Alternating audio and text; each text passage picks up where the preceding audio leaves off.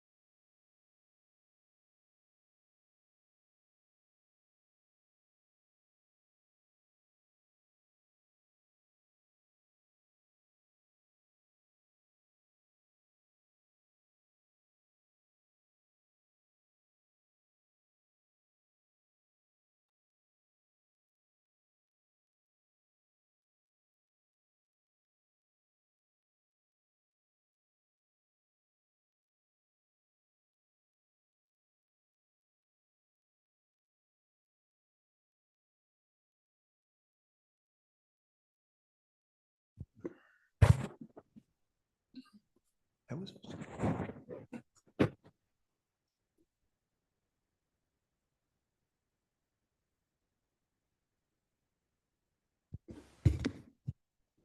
All right, if we're ready to begin, it's now 1:30. Today's date is June 18th, 2024. We're going to commence the proceedings before the Special Magistrate for Code Enforcement for the City of Palatka. By way of introduction, my name is Ron Brown. I'm an attorney licensed in the state of Florida, and pursuant to city code and state statute, I've been appointed by the City Commission of the City of Palatka to preside over today's proceedings. What we'll have today is not a formal court of law. We are not bound by the formal rules of evidence or the formal rules of civil procedures you might find down at the county courthouse. We are, however, bound by some statutory requirements regarding the need to have substantial and competent evidence to support any decision that's made. And that means that any evidence presented must be such that would allow a reasonable person to reach a reasonable conclusion on the matter at hand. Statute also requires that all that evidence shall be sworn. And in a few moments, we'll be taking the sworn statements, or excuse me, the swearing in of the code enforcement officers who will be testifying today. As each of you come up for your case, I will be asking you to identify yourself, and then I will swear you in at that time. But that is a requirement of law, and it is something that we will follow today. The procedure today is pretty straightforward. The city has made some allegations concerning alleged violations of city code, and they're going to present the aspects of the code and the evidence they have in support of their claim that there is a violation. At that time, after that time, the respondents will have ample opportunity to come and make any statements they may wish to make, present any evidence they wish to make regarding the allegations and any defenses that they may have. I may have questions of one or both of the parties, and certainly the parties will have a chance to question each other. Usually doesn't happen, but every now and then the respondents want to ask some questions of code enforcement. Keep in mind, however, that the final decision is going to be made based on the evidence and testimony that's presented today and what I hear and see today. So it's very important that you make your case as clearly and concisely as possible, and that we not talk on top of each other. We're going to take turns, and that's a big issue to making sure everything is done as clearly as possible. We normally take the cases in the order in which they appear on the agenda. However, we do give a courtesy to those persons who are here in person. And based on the timeliness of your arrival, we basically take them on a first come, first served basis, and we're going to do that today. And just by way of introduction, understand that the first two cases involve the same property, but they are different claims regarding the same property. And we'll see if we can keep those separate. So they shouldn't overlap, but we're going to make sure that we have the record as clear as possible regarding which one is which. That being the case, we're going to call the first case. And that's going to be property located, case number 2023-29, property located at 2201 President Street. I understand the owner of record is Edouard Yves Jean Gerard. How is that? Is that her husband and wife? Priscilla is the husband? You've been here before, sir. Yes, sir. All right, come up to the microphone for me. All right. I will. Hang on. Yes, let me swear in all of the code enforcement officials first, my bad. Please stand and let the record show that Mr. Green, Mr. Lowe, Mr. Cutright have all stood. Mr. Green, Ms. Lowe, and Mr. Cutright have all stood. Do you solemnly swear or affirm the testimony you should give today should be the truth, the whole truth, and nothing but the truth? Yes. Let the record show that all three have answered in the affirmative. And sir, could you tell us your name and address, please? My name is Edward I. Please direct him to turn the microphone on.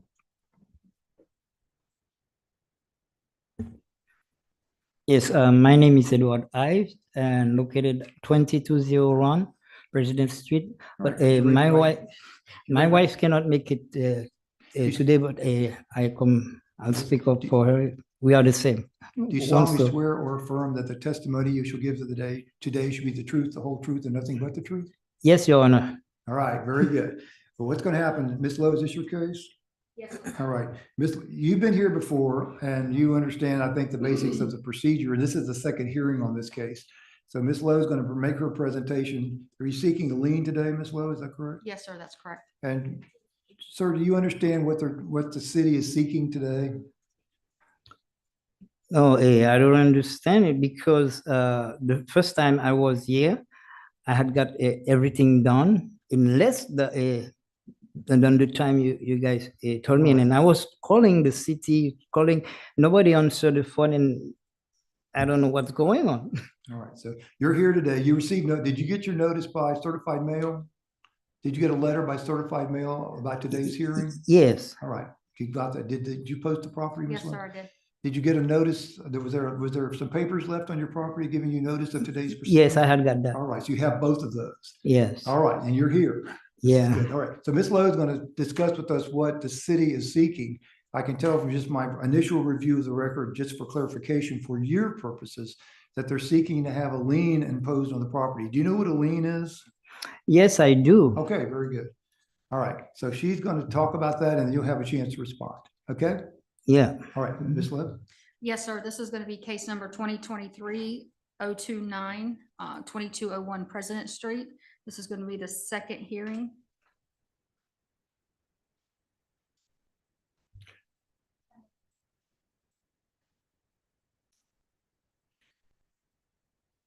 What were the violations in the first hearing for the record? The first hearing was held July 18th, 2023, and he has completed 2 of the violations from the original hearing, which was mold and mildew and rotten weakened wood. So what we have left is section 3169, debris on the roof of the house, section 3032, failure to keep the pathway clear on the budding sidewalk to the road, and section 94-193, parking or storage of unlicensed vehicles and boats. All right. Have you been in touch with him during the I've been by there time a few between times. these hearings? No, sir, he hasn't made contact with me since the first hearing, and I've been by his property several times. Do you have a way to contact him by telephone? I do. He gave Mr. Green his cell phone number, and I have it now. So what you're saying that of the original, there were 3 violations, is that correct? There was a total of 5, and we're down to 3. 3. All Yes, right. sir. All right, please proceed. Yes, sir. This is the posting of the property.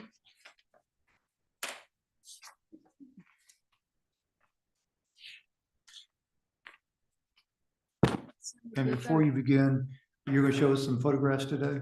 That's correct. I am. Did you take these photographs personally? I did, sir. And do the photographs accurately represent the condition of the property on the date in which you took them? That's correct. Okay, please proceed. So this photograph was taken on July 18th. This was the second, so it'd be considered 5B. It's just showing existence of unsightly materials.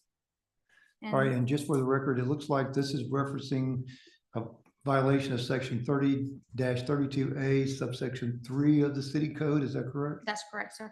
And this has to do with the existence of all other objectionable, unsightly, unsanitary matter, materials, and conditions on the approved property. Is that the section? Yes, sir. Okay. So if you go to 5C, this was taken on June 5th. And also I went by this morning, it was the same. So basically what we have is a lot of the debris has been cleaned up. He just has these 2 things. It's like a makeshift wall. And then looks like a grocery cart right there. So those 2 things is what's left. So could you go back to the previous photograph for me? This is number 5B, Yes, sir. and that was taken back in July of last year. Yes, sir. And then the current photograph. Right. So there's been some work on the property. There's been some work. Yes, sir. Okay. Sir, may I ask you, how come you didn't get the rest of it cleaned up? Yes, I did. Absolutely. Yeah. I had a note, something that said that on the 14th of this month, and then because I was doing something inside of my house, I'd put some stuff outside just for a little bit. And then before the 14th, I went and I cleared all of this up. You see what I'm saying? And I had tried to, one time I saw Mr. Green and I was running after him to tell them to show me if there's something that needs to be done. I couldn't get it done, but he was taking off. I don't know if he was kind of scared or something, but maybe he didn't see me or something. Anyway, so, but I always work things out with him, and I will work things with you guys because this is my city, Imagine like I come and buy a house cash here and you think I will not take care of the city. Like one second, Your Honor, please. It's like you guys have mentioned something like I will need a lawyer. I'm not fighting with you, and I don't want to fight. Why should I fight with you?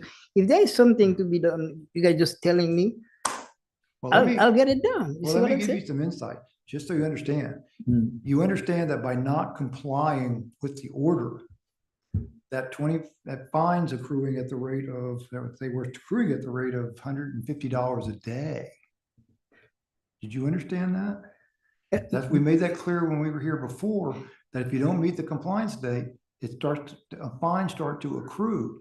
And so if you knew that, what was the problem with just getting these last items taken care of? But I get everything you guys have mentioned. I get it done, and I try to contact the city, because when I was there, the photograph things it's still right now they are not clear to me. You see what I'm saying? It will be, I believe, like formal with somebody just like tell me, maybe this is something I cannot understand. Like there are things when you guys said like mildew, it was not quite mildew, it was kind of a texture paint. I'm an artist, you see what I'm, so I get it fixed. But if that's why I give him my number, I would please if you guys come like just 1 minute, and then whatever needs to be done. You see what I'm saying? So you believe that this is satisfying the requirements of the order? I cannot even understand the picture, like, because it's kind of But fluid. my question is this: if you believe that this satisfied the order, why didn't you get in touch with Ms. Lowe and tell her that you had done the job so that you could avoid the fines? I had tried and I called it. I couldn't reach nobody answered the phone, and eventually I lost my phone. I lost his number. That's why I just asked him, give me his number, and then I just give him my number. You live over on Kirby Street, right? It's President Street. Or President Street, excuse me. You live on President Street. Yes, Right. sir. And you got here today. Why Yes. couldn't you just come by the office and see her? Well, I don't know when you guys open or things like that, but I can promise you, if he come tomorrow or whatever, later tonight, he show me something and he knows I always work with him. I'll get it done because it's like, All right. you see what I'm saying? So Ms. Lowe, what in this photograph still needs to be done to bring it into compliance? The makeshift, it looks like a part of a garage door, that needs to be removed, and the grocery cart needs to be removed in this picture. All right, none of that requires a permit, does it? No, sir. All right. All right, show me what else you have. So the next photograph is going to be 6B from the original case. That was the follow-up. It still had some matters and materials left out. And then Is this the same violation? This is same, yes, sir. Okay. So basically 6C was taken this morning, June 18th.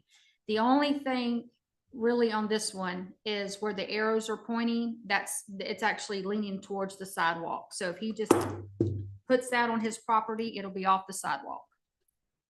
And that part will be cleared. Excuse me, what is that? What is it exactly? The lattice that in the metal pole that you have on the sidewalk, that needs to be off the sidewalk. The white crisscross fence Correct. on the property? Yes, sir. If you cannot see those. Oh, you're talking about the aluminum Yeah, thing? look on the photograph, and there's the little arrow, there's a little plus right here. You see it? When I stand in front of the screen, it helps you see better.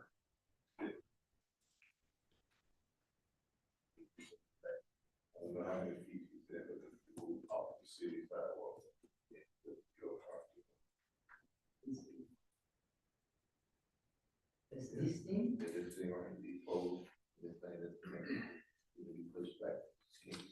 Oh, this was taken this morning, right? Yeah. Oh, okay, I see what happened. Okay, you need to go back to the microphone. You need to go back to the microphone, sir. Okay? Yeah, I'll get that done as soon as I walk back to what happened. I have a boat inside, and then it was a little bit too big, so I'm gonna move it to another location, and I'll get that things done. And again, I must ask you, why haven't you removed it before now? No, that was just 2 days ago. I put it in this gate. I put it because the boat was outside. So I understand, when I get it later, I say, maybe that's what bothering you guys. I say, let me, and then when I put it inside, it was a little bit like probably 2 inch outside, so I'm going to get it done as soon as I would like. So Ms. Lowe, what's the only thing in that photograph when we're looking at number 6C that is required for compliance with section 30-32A3? Yes, sir. For this particular photograph, he is going to have to move the metal pole, and the metal pole is kind of holding the stuff. So if he pushes everything back, it's This is the about, metal pole in front of the lattice it's in work. front of the lattice. So if everything goes back, I believe it's about 6 to 8 inches, and then it's going to be off the sidewalk. Okay. That's still the one of the remaining violations. Yes, sir. All right, anything else on that violation? Not on that one, no, sir. What about the second continuing violation? So if you go to 7B, this is going to be, it was taken on July 18, 2023. And then if you go to 7C, this is the photo now of, you can't see the boat anymore, but it's still there. It's just got debris and materials now on top of it. Just for a record, I'm looking at the original violations in the document that you provided. Yes, In sir. your agenda.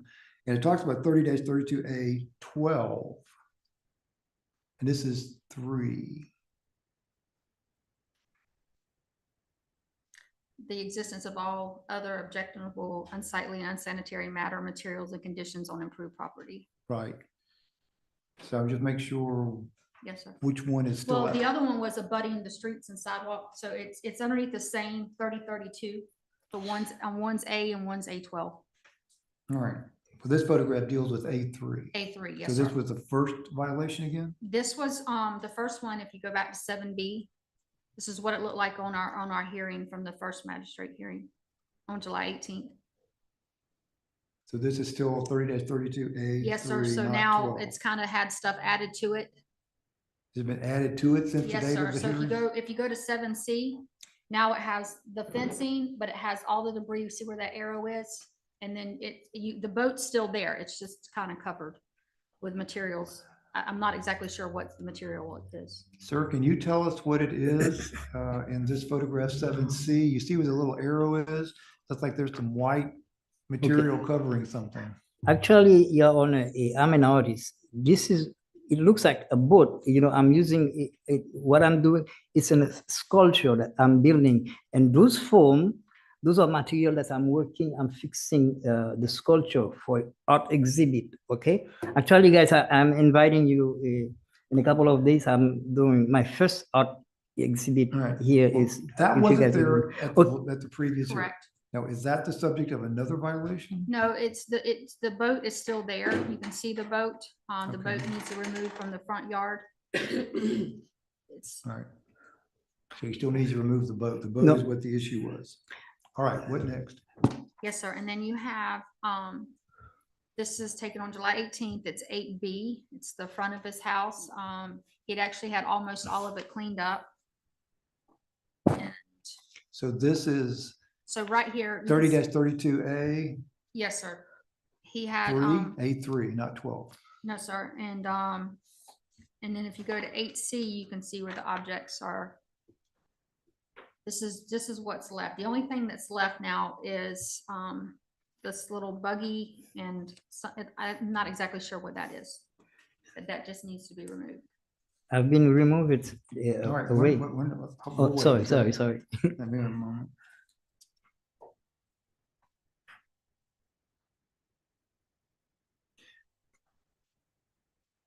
It looks like what was cited was like the A12, which had the fair the owner of land to keep any sidewalk abutting thereon and all parkways to the curb line free and clear of weeds, undergrowth, rubbish, debris, and trash. So that was the same issue in all the photographs you've shown us to this point. Is So that far. correct? Yes, sir. And the original violation was 30-32A12, correct? Correct. So basically what's happening here is from a point on the property, the sidewalk in front of the house, is that correct? Yes, sir. And on the side. And the parkways and the curb line. So basically we're talking about in front of the house up to the sidewalk or the curb, at the curb? Yes, sir. It's actually a dual siding. So you have Cleveland and President that has a sidewalk, and all that stuff needs to be cleared off of the sidewalk. All right, that's basically what this is about. Correct. All right. So just curious, why are you putting things in front of your house on the sidewalk? Okay, Your Honor, you guys have told me like if it's behind my fence, so I build the fence. So the boat is inside behind the fence. It's not just like something that I would go, it's behind. I have a fence. It's in my property behind the fence. Okay. Well, look at this photo here. I'm looking at number 8C. So this, well, that's the one we're on now.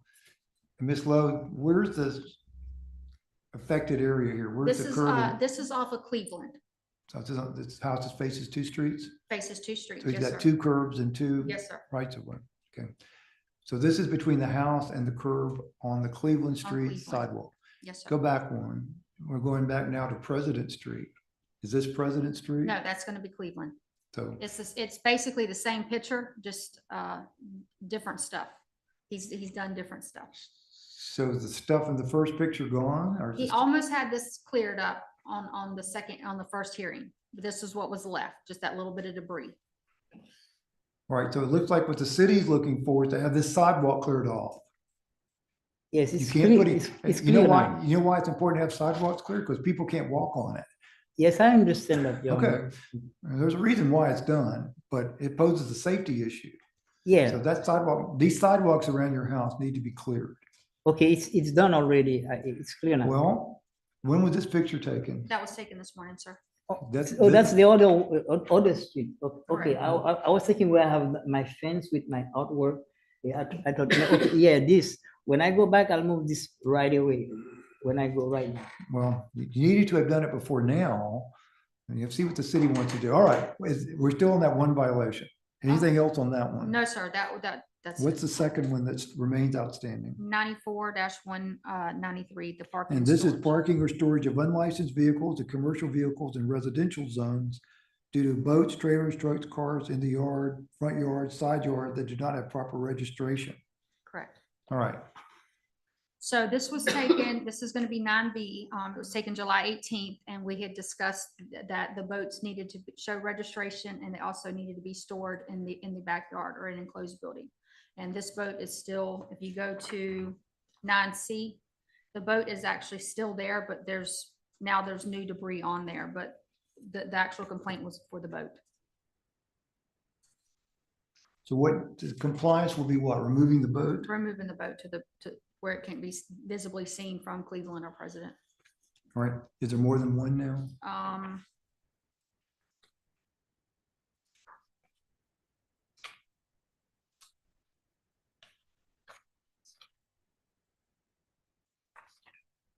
That's going to be it on that.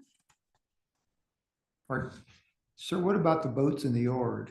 Okay, like I said, this is not. has a been boat- ongoing o- also. Okay, this is not a boat, it's a piece of sculpture I'm building. That's Okay, a sculpture? yes, that's what I'm building. And I have to do a show, like watercraft shows, the art, this is why I'm doing, you see, I just spent a lot of money to get this form to finish it and then to organize the show. Actually, I will need a permit to do the exhibition, of the art here. Well, Ms. Lowe, I want to ask you, what differentiates, he's saying it's a sculpture and you think it's a boat. Well, I mean, I have the picture. It's definitely a boat. It's on a boat trailer and Is there, what color is it? Was it made of? Is there any? Okay, you're still, okay, Sir Lakeland, this is picture 9B. So your statement is today that the picture we're looking at, which appears to be, it looks like a boat to me on a trailer. It has a bow like a boat. It looks like it's made out of material typical of a boat. It is on a boat trailer. It looks like it has a freeboard in the front. It looks like it has some railing on it. Any sculpture over any design, it will look like it, So Yeah. that's it's still, I'm working on it. That's what all those from those white things you see. That's what to build the styrofoam to do what I'm doing. So it's your all idea, those- your idea is that the artwork is to create something that looks exactly like a boat. Yeah, it's my artwork.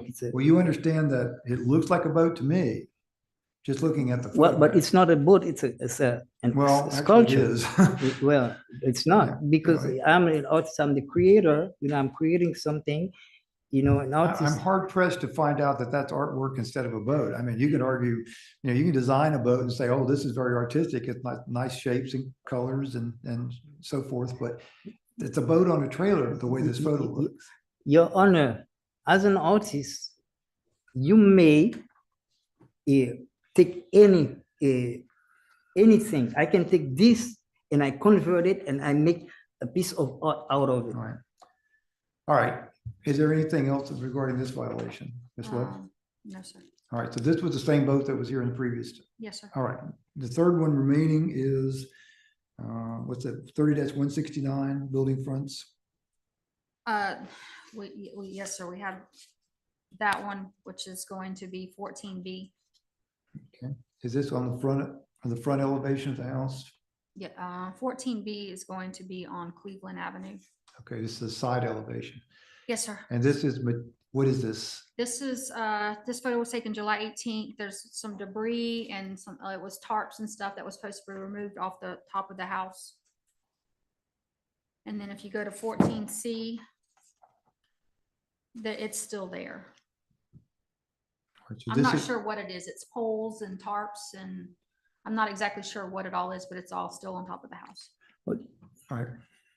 And there's been no change in this property since the Some order finding of it, violation? just some of it was removed, but then it was a small amount. All right. So the city is seeking the imposition of a lien and the recordation of same, correct? That's correct, All sir. right. What are the total fines that the city indicates have now accrued on this property since the date of compliance? The compliance date was November 15th, 2023, and since then, we're at total of $26,575. Now, you said there's been some compliance with two other charges? I took two Does of this those total off. take into account the Yes, sir. fact that the compliance has occurred? Yes, sir. So it would have been more had there been all Would've been more, five. yes, sir. Now, the city charges, what are we charging on this, 25? It's, Oh. right now, it's $75 a day. Is it It was $25 $120. per violation? 25 per violation. So the city charges, has asked for and the order granted a fine of $25 per day per violation. There were originally 5 violations. So after the compliance date, if those violations had not been cured, $150 a day accrued in fines. Now, once the violations were taken care of, the 2 that were taken care of, those $25 a day fines went off and it went down to $75 a day. Now, if that was in November, this is what, June? So we're looking at mostly 7 months of this. A lot of money has piled up in terms of being due on this. The city really doesn't want your money. What they want you to do is to fix this property and to bring it into compliance. Okay, Your Honor, I understand. And like I just said, if any of my brothers, sisters would come and really show me, and this thing that you see that cover is some stuff that I cover my the tops, my Well, artwork, COVID-19 was not really an issue in 2023. He said cover his art. Oh, covered, okay. Yeah, and Speaking then, of the mic for me, it would help me a lot. yeah, and also there are certain things when it comes to the photograph. When I was here before, I couldn't understand, because it's kind of flu. I don't mean I would ask maybe something from the camera was out of focus. Maybe some kind of, like a car, they need to do service and some cars, and maybe the camera needs to get some service too, because that's why I would like them to come and then really show me, and then I'll take care of it, Well, See what I'm saying? you've had a chance to take care of it since last November. And this I is did take- June. I'm sorry. And we're still here again, taking a look at this problem. The city wants some compliance from you. All right. Now, I'm going to tell you that from what I have seen today, that 3 of these problems still remain unsatisfied. The sidewalks around your house need to be completely cleared. Mhm. The boat needs to go. I'm not convinced that it's a work of art. It may be a work of art in terms of its design and so forth, but it's a boat on a trailer which violates a code. And the material on the roof has been pretty much there since last November. Those things need to be addressed. And they're trying to give you time to do that without charging you any fines, but it hasn't been done yet. It Well- needs to be done. Okay, I don't wanna like fight with anybody beliefs, but my belief is that I have the right to work, to do my artwork, because that's what I do for a living. And this is my artwork that I'm working with the boat and my Oh. property, and it's behind the fence. Yeah. Well, I wish I Okay. could tell you that property ownership just had absolute rights to do anything you want with your property, but it does not.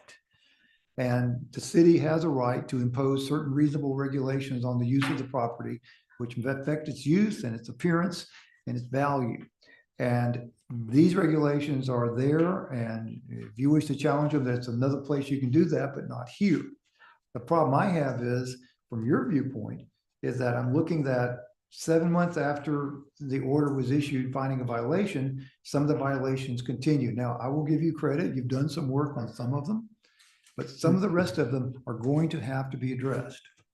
So here's what's going to happen. The city, I think, has made its case that there's reason to find that 3 of these violations continue. That's the violation of 30-32A regarding the sidewalks being blocked by materials. And that's a safety hazard. There's a good reason that those need to be taken out immediately. Secondly, that there is a boat and trailer on your property in violation of city code. And thirdly, that there's material, man-made material on your roof that's not supposed to be there. That needs to be taken care of. The city has requested, and they are entitled to, a lien on your property. The reason I asked if you knew what a lien was, that this is an official document that when they record it, sits there. And do you live in this property? It's your homestead? Yes, it's my Okay. property. If it's your homestead, they can't foreclose that lien, but if you ever try to sell your property, that lien's got to be paid. And just because they put the lien on it doesn't mean the fines don't continue to accrue. So it's going to cost $75 a day, every day, until you solve these problems. Okay. Yes, Your Honor, may I speak now? please? And you give you one last statement, yes, sir? Okay. I understand that the city has the right, to do some type of regulation, but like, there is what's called human rights, okay? And therefore, there is a difference between regulation and a right, a law. You see, if you guys would you prove me like by the U.S. Constitution, where is the law that I don't have as a human right to work my artwork and my property, so I must move my artwork that I'm working on.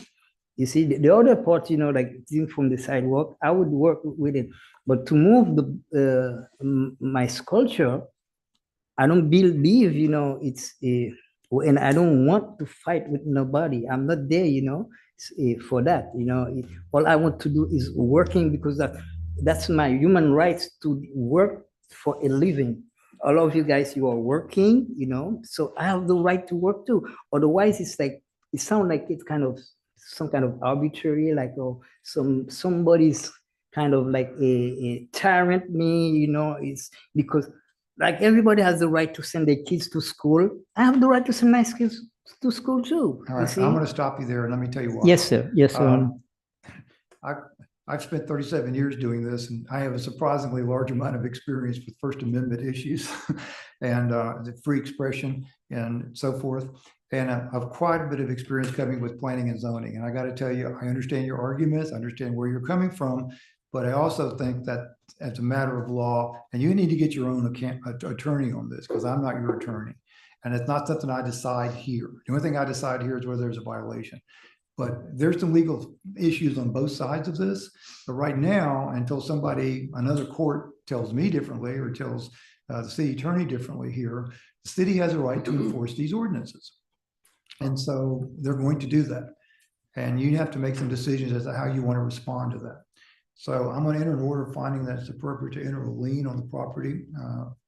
And the date, as the total amount of liens accruing as of today's date is $26,575. Those liens will continue to accrue at the rate of $25 per day per violation until these violations are satisfied or that lien is satisfied.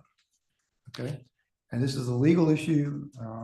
Once they record that lien on the public records, it's going to become a burden on your property. It needs to be taken care of. All right. All right, Sir, we're gonna if I conclude could that. add one thing, please. I did just look it up on the Putnam County Tax Collector's Office, and this property is not homesteaded. So if this is your primary residence, I would go ahead and go to the Putnam County Tax Collector's Office to homestead your property. What you mean like homestead? Who? Here's what happens. If you don't do what she says, the city could decide, Mhm. and with that, we'll have a third hearing to foreclose that lien, and they'll have the property sold at a judicial sale. It's my property, it's my home. I buy it. I paid cash for my home. It's my You home. understand? Homestead. The law allows the city to have the property sold to the highest bidder at a judicial sale. So you need I to mean, take care of this. it's like, I feel like my life, you guys threatening my life, like in a sense. She gave you some advice.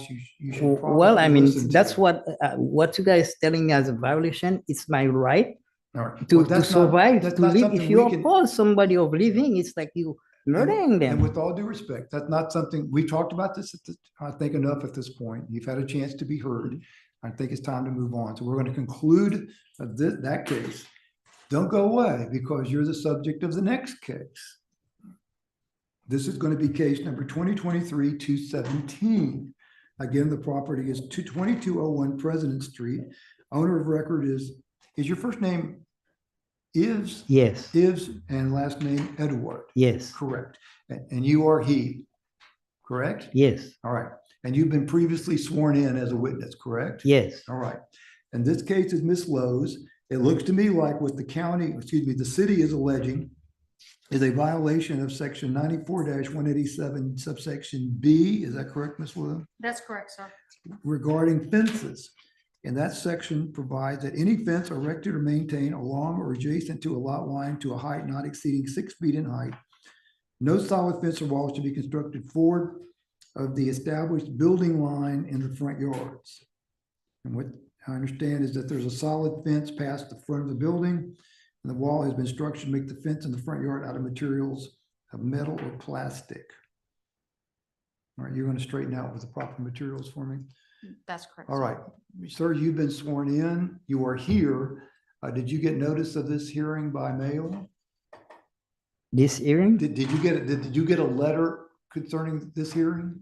Yeah, Okay, did you post the property? Yes, sir, I did. And was there a document posted on your property concerning the hearing? yes, All right, you got both of those. yes. All right, very good. That's all I wanted to know. And you're here today. All right, Ms. Lowe. Yes, sir. This is going to be case number, new complaint 2023-217-2201 President Street for the record.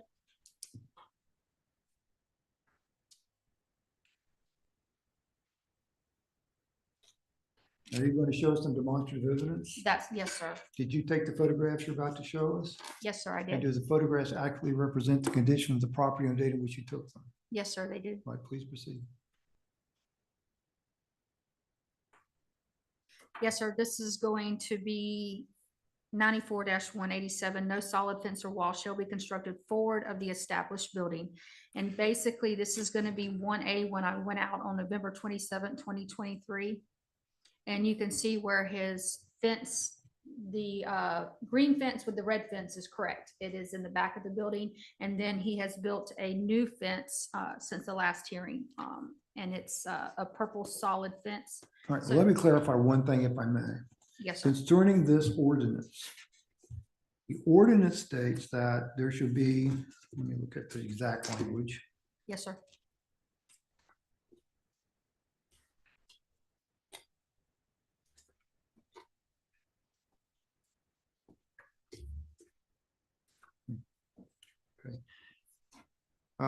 Setbacks. On residentially zoned property, Fences and walls used as fences may be erected or maintained along or adjacent to a lot line to a height not exceeding 6 feet. Any fence constructed forward of the lot line shall not be over 4 feet in height. However, no solid fence or wall should be constructed. So it's not where the building is, it's where the lot line is. Correct. So where's the lot line? So where the proper fencing that he has, the green and red fence, that's correct. The new current fence on this complaint is where the solid purple fence is. It's above the, it's in the front yard. So if you look at 1A and then 1B will show you the rest of the purple fence, the solid fence. That's All right, purple. so I'm looking at a purple and yellow fence, Right, so this here is in the front yard. It goes all the way from the and this front. is on President Street, This is going to be on Cleveland side. Cleveland Street, okay. To side lot. Yes, sir, and that's adjacent to the front of the house. Well, the ordinance talks about the front building line. Is- Right, and this is all, and like the way the house is, this all goes to the front yard, so it's, Okay. So you consider anything facing the street a front line? well, it's above the house, so the green fence is correct. It touches the back side of the structure and it goes around. Okay, And it says, the way the ordinance reads, anything forward of the structure of the house cannot, he can have a fence, it just cannot be solid.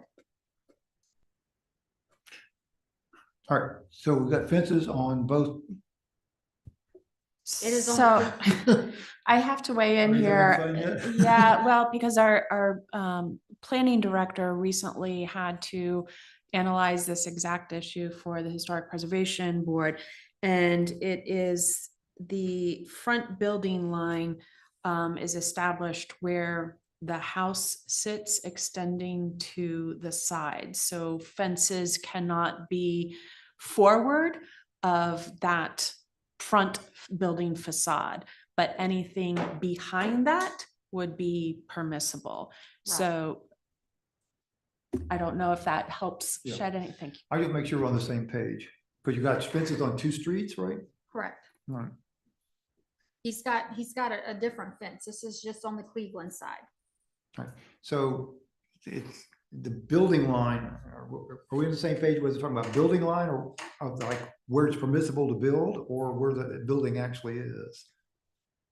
From my understood, it's the way I read it, it's where the structure is forward. Okay. All right, go forward. So we got two streets and two building lines. Correct. All right, I'm looking at Cleveland Street in photo 1B. And Yes, so sir. that, you're saying that fence is in an incorrect location. Correct. Where He should can have a it, where fence. should it be? No, he can have a fence. It just cannot be solid. He can have a solid fence. Where his solid fence is correct. This fence here can't be a solid wall. Okay, The fence placement is fine. It's the solid wall. all right. That's on Cleveland. What about, go back to President Street then? What material would be acceptable there? Well, this is. Go back to Cleveland Street? What- Yeah, they're both Cleveland. This is the same side. Okay. So what material would be acceptable? Regular fence, I believe they can do the picket wood, they can do the chain link. It just cannot be solid fence. There a And height it cannot be limitation? over 6 feet. Okay. And Does this that one. require a building permit of any type? Okay. All right, that's on Cleveland. Yes, sir. What about President? So President, if you go to 2A. So the complaint here is that he did a constructed type fence and there's several materials. And honestly, me and Mr. Cutright, we discussed this and we're kind of unsure if the neighbors actually want the fence to come down and the proper fence to be put up, but we've looked at it. Some of it's fencing, some of it's plastic. It's a little mixture, but none of it's solid. There's nothing in the code about what it can't be, other than it can't be solid, correct? Can't be solid or no solid fence or wall shall be constructed forward of the established building lines. So Well, it's not, what I'm looking at, it's just blue railed fence that has decorative art on it. right. So the city taking a position, that's not solid.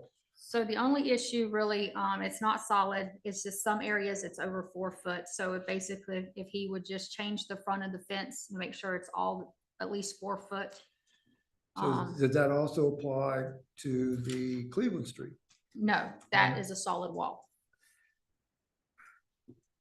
But it's Cleveland, I thought you had to take the solid wall out of Cleveland Street. So it's a statement that they're going to be 4 feet high also apply to Correct. Cleveland It's- Street. Yes, but this is actually President Street that we're looking at. All right. Well, make sure I'm understanding, because Yes, if sir. you tell him he's got to be in compliance, he needs to understand what he needs to do, Okay. preferably before he leaves here today. So back to Cleveland Street, what's going to bring that fence? Can he put in a 4-foot fence that you can see through on that street? That's correct, sir. All right, he has to take down the solid fence, put in 4-foot fence. And that Correct. applies to Cleveland Street as well as President Street. Yes, sir. All right. Can he put that artwork up? I don't see where he can't put it up. All right. I'm not suggesting that he do that. Right, no, I mean, there's nothing saying he can't have that. I mean, to me, that's not graffiti, so And how high is this fence? there's some areas it's a little over 4 foot. How do you know? Well, because I'm 5'5". And Did you like take a tape measure? well, I just kind of walked along the sidewalk, honestly, sir. So is it taller than you? Yes, in some spots it is. Okay, what else?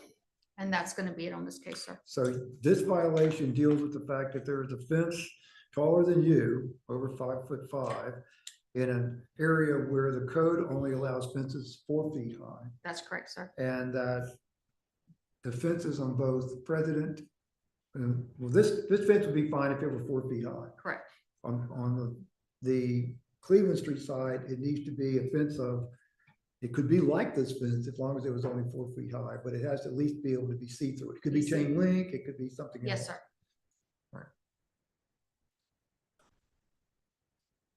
So how much time do you want to give him for compliance?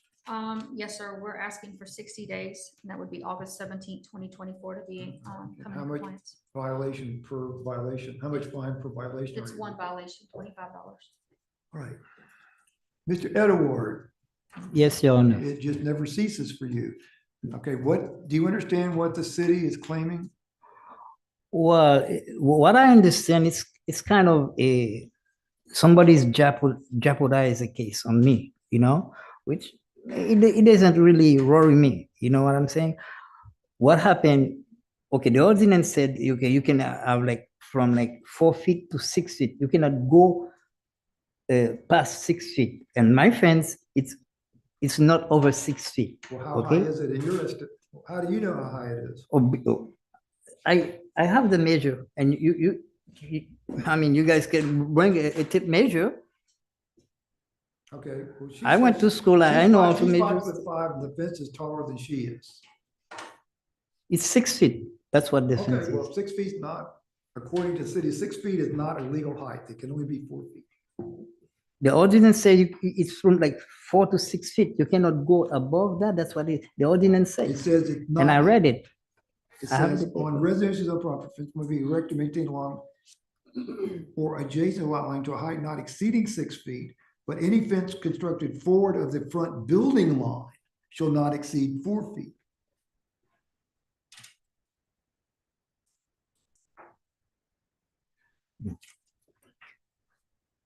But on the other side, where she said it's a solid, Well, the Fence? city thinks that all the fence should be 4 feet.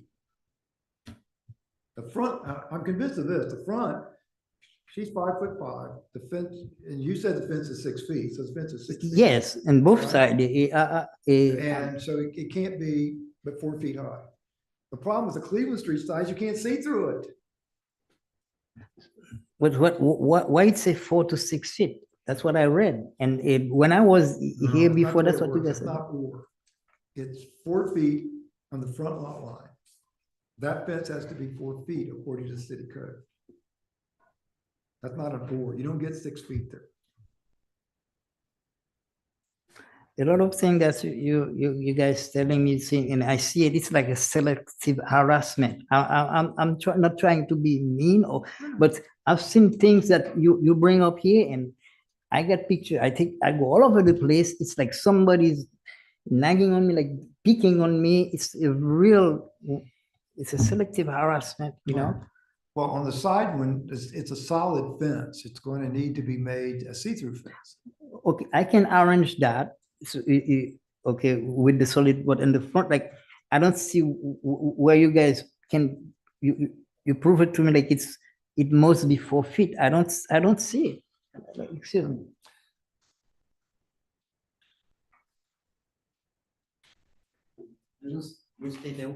Could you show me this?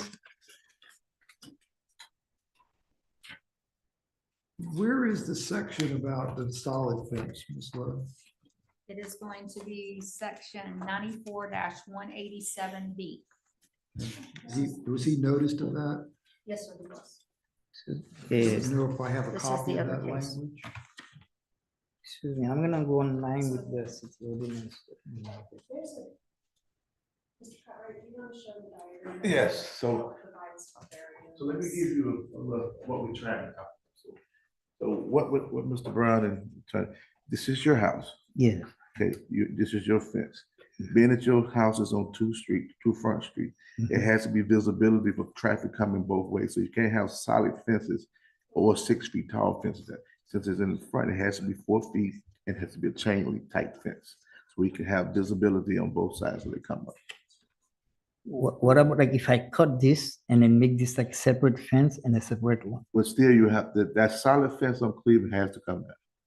And and that fence on that side can't be no more than 4 feet tall. Okay, And this is no more than 4 feet tall. And it has to be open like fence, chain links. You can pick a fence that you can still see through. So ongoing traffic can see what's coming from both sides. It's a safety issue more than anything too. So would you please let me go online to see the ordinance, or you can show it I'm to gonna me? give this to you. And this is yours, too. It's up. They've got it up right here. So this here is my cell phone number. So if you call me, I will come out to your house and we'll go over each thing one by one, so you'll know, okay? But you have to call me and make an appointment, and I will do that for you, Okay. okay? And then this is a copy here of what we went over today. You got copies for each case.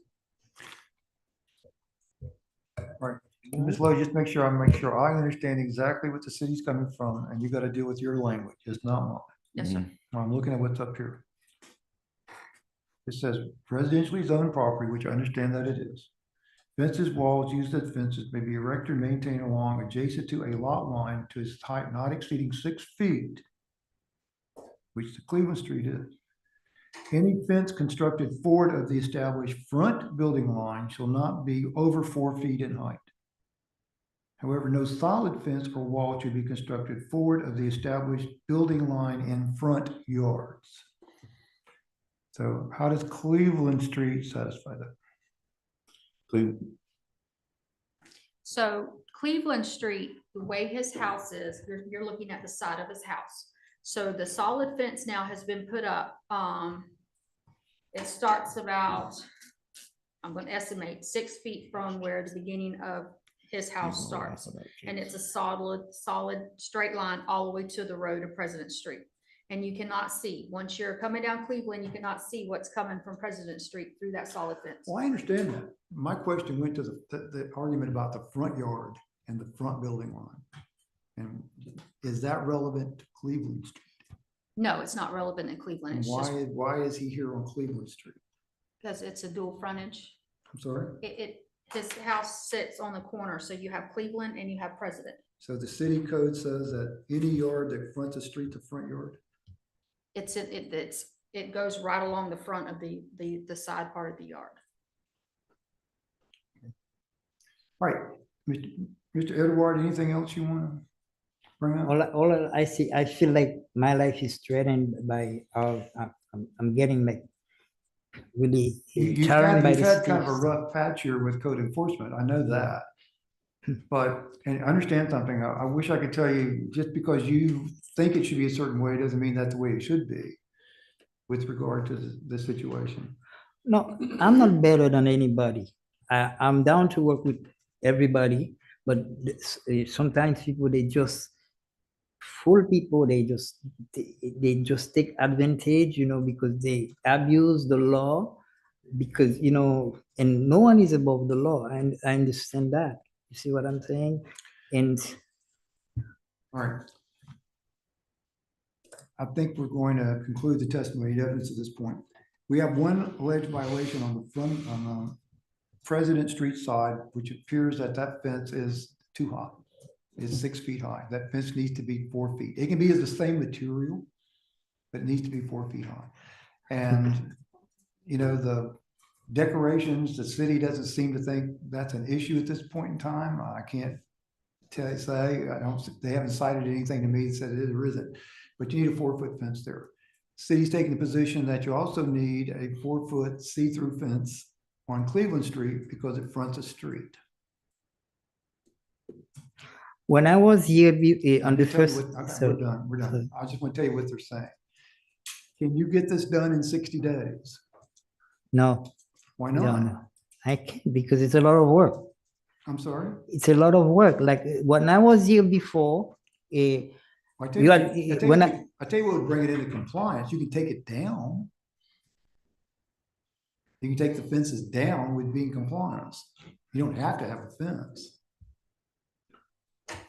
well, they say whatever I have in my yard, I need a fence. I need it behind the fence. That's what you told If me you and need when a I was here. fence- If you need a fence, the city's saying you need to get the fences replaced at the proper height within 60 days. And that's going to be on August 17th of this year.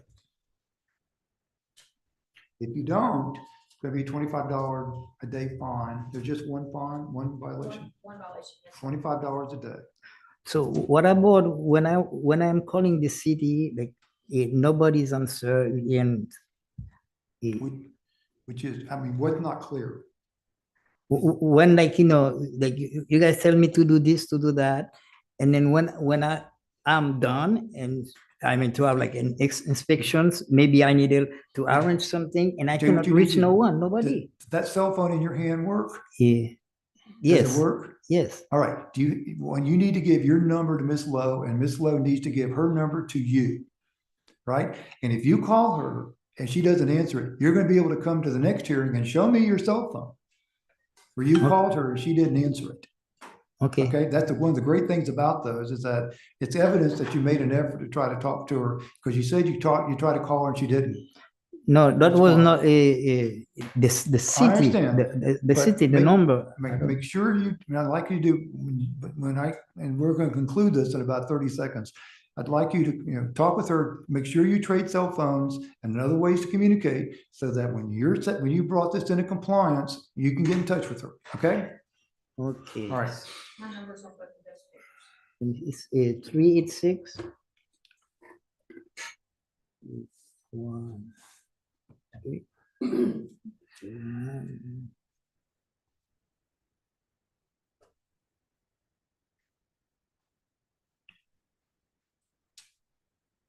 Miss Lowe, you have his number. I do, I got it from Mr. Green.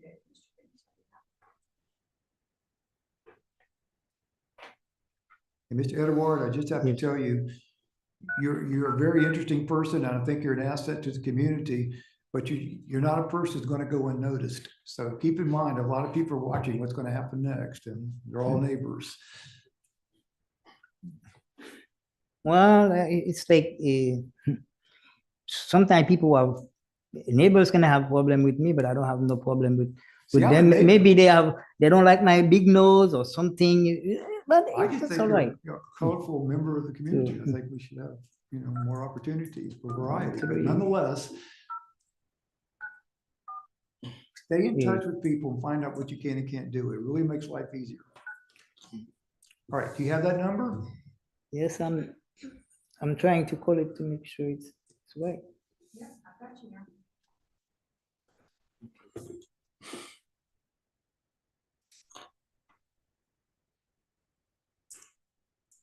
Let the record show we've concluded this hearing.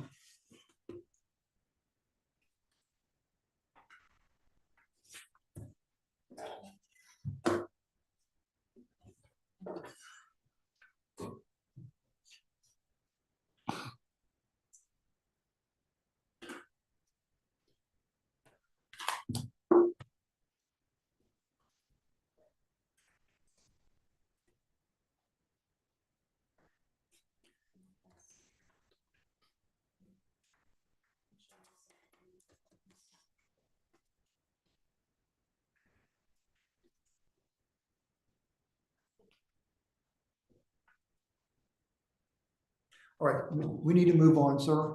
If you would go ahead and move away, we need to take our next case. I'll talk to you a little bit more when we walk out. Okay there. Grab all your. If you get that, my car, so that's my. What's that? Okay, cool.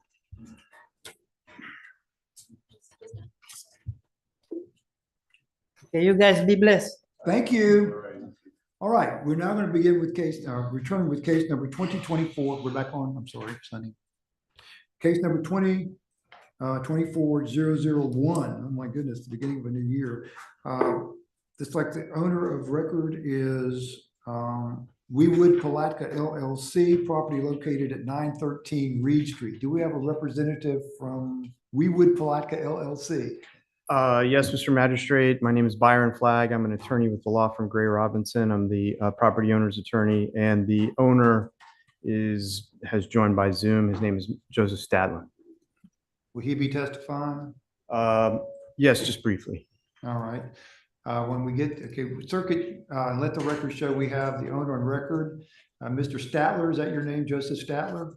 Stadler, yes, sir. All right, we hear that, can we pick that up okay, Sonny?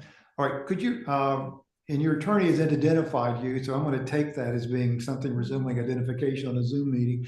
Could you raise your right hand for me? Do you solemnly swear or affirm that the testimony you should give today should be the truth, the whole truth, and nothing but the truth? I do.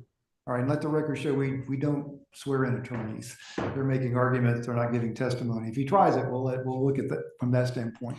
And thank you all for coming today. Thank you for your patience with the process. Whose case is this? Mine. Mr. Green, all Yes, right. sir.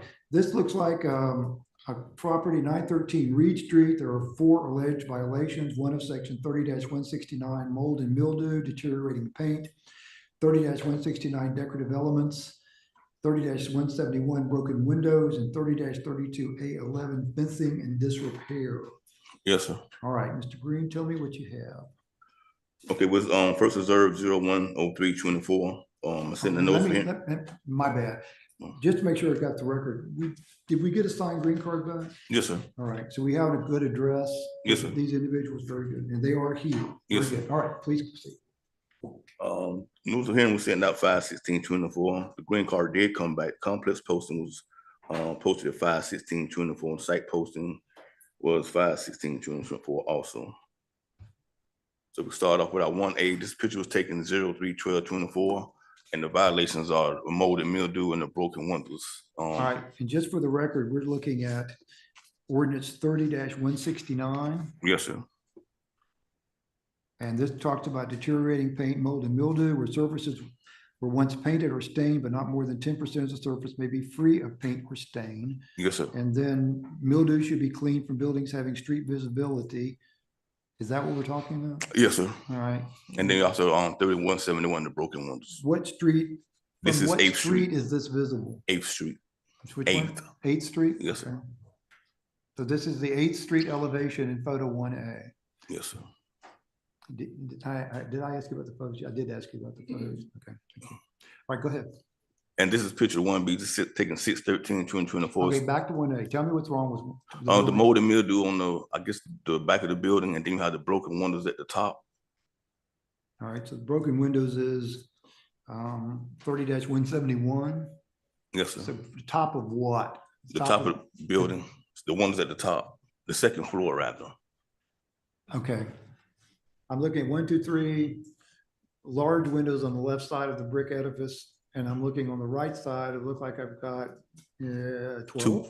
Yes, sir. So how many of those are broken? It's 2. Which ones? It's the 4th one, and then the You got a pointer? fifth one, Which ones? the fourth one and the fifth one, or the sixth one. 1, 2, 3, 4 So right the there. three large ones on the left are okay? Yes, sir. All right, so on the The right fourth one. side of the group of 12, Yeah. The top fourth one and the top sixth. okay, very good. So two windows there. And then you have the mold and mildew on the whole building. All right, so what's the solution other? They could pressure wash that building and get the mold and mildew off, and then I guess they could find some slights to replace those, or they could board them up. All right. So on that photo is mold and mildew and windows. Yes, sir. So tell me which mold, where the mold and mildew that The city blanks, finds the blank, problematic? the blacks material on the building in the rear. In the rear? Yes, Not sir. on the roof? No, sir. Roof's okay? Yes, sir. Okay. We haven't challenged that yet. So you basically want this elevation pressure washed. Yes, sir. Does it have to be completely pressure washed? or Yes, just sir. Get the mildew off? The mold and mildew completely off the building. It's more than 10%, right? Yes, sir. All right. Next, This is picture 1B. This is same back good. elevation. Yes, sir. So just taking 6/13, 2024. All right. This was on 6/13. Yes, sir. Okay. This picture was taken 3/12, 2024, and this is on 9th Street. This is the other side of that building that was taken on 8th Street. Okay. And you have the mold and mildew.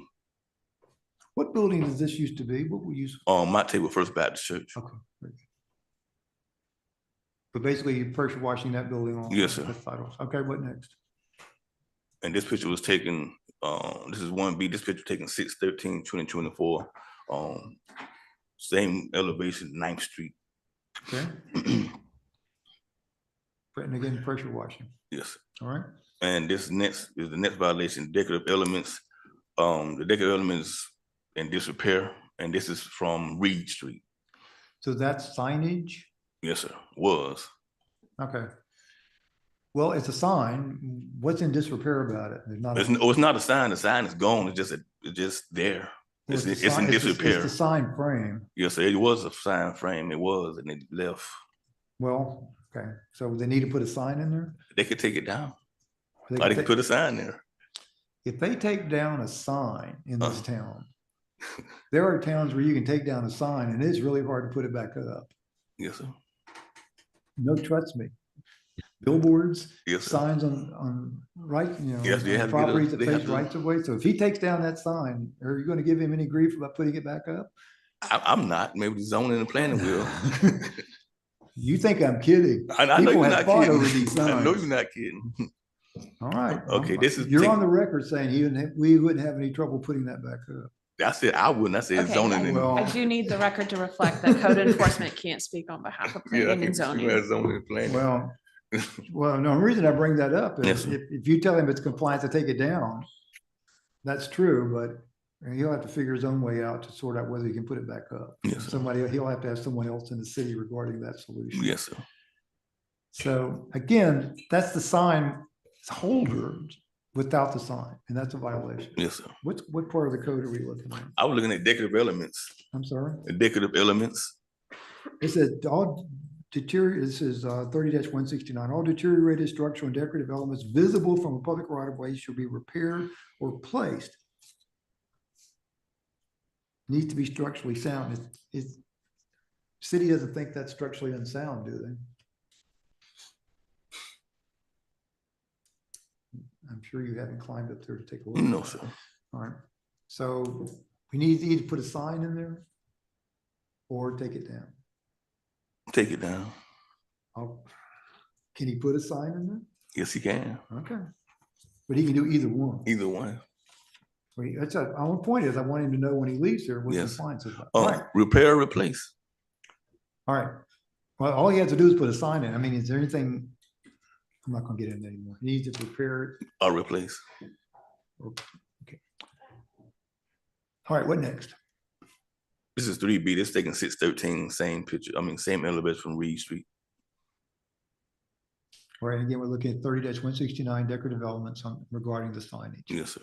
All right, And this is from Reed Street, this is 4A. 4A3, taking 3/12/24, mold and mildew and deteriorating paint.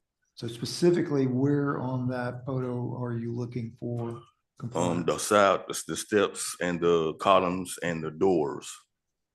Okay. A pressure wash and remove the deteriorating paint off of the doors and replace it with a fresh, even coat of paint On what? on the doors. Yes, On the sir. doors? On the doors. What about the steps? And if you pressure wash it and the paint is coming off, you need to also put a fresh, even coat of paint on the steps Hmm. and the columns. All right, what else? This picture was taken, this is 4B, this picture taken 6/13/2024. Same elevation from Reed Street. What next? And this is 5B, this is east side of the building. Steps and the door have a deteriorating paint and mold and mildew, and this was taken 3/12/2024. All right. Taken from Reed Street, and a pressure wash and remove the deteriorating paint and like fresh, even coat of paint. So we're basically looking at pressure washing the steps, painting the door, painting the steps. Yes, sir. The brick, all right? I mean, Yes, sir. you've got some, is that mildew on the It's a little bit of mildew. tops We of pressure the wash that also. Yes, sir. balustrades there? Sir. Is that bit mildew on top of the balustrade? Yes, sir. Okay. Yes, sir. All right, what next? This is 5B. This was taken 6/13/2024. Same elevation from Reed Street. All right, this is still mold and mildew. Yes, Still sir. the paint on the steps, paint on the door. Yes, sir. What next? This is above those steps, west on the west side of the building, and the soffit, I want to call it, need to be pressure washed and all the deteriorating paint removed from and the mold and mildew and a fresh coat of paint. The brick looks okay up there. Yes, sir. Fine, so we're just looking at the soffit work. Yes, sir. Soffit work Yes, sir. itself is okay, it just needs to be cleaned and painted? Yes, sir. Okay. What next? This is 6B, same elevation from Reed Street. This picture was taken 6/13/2024.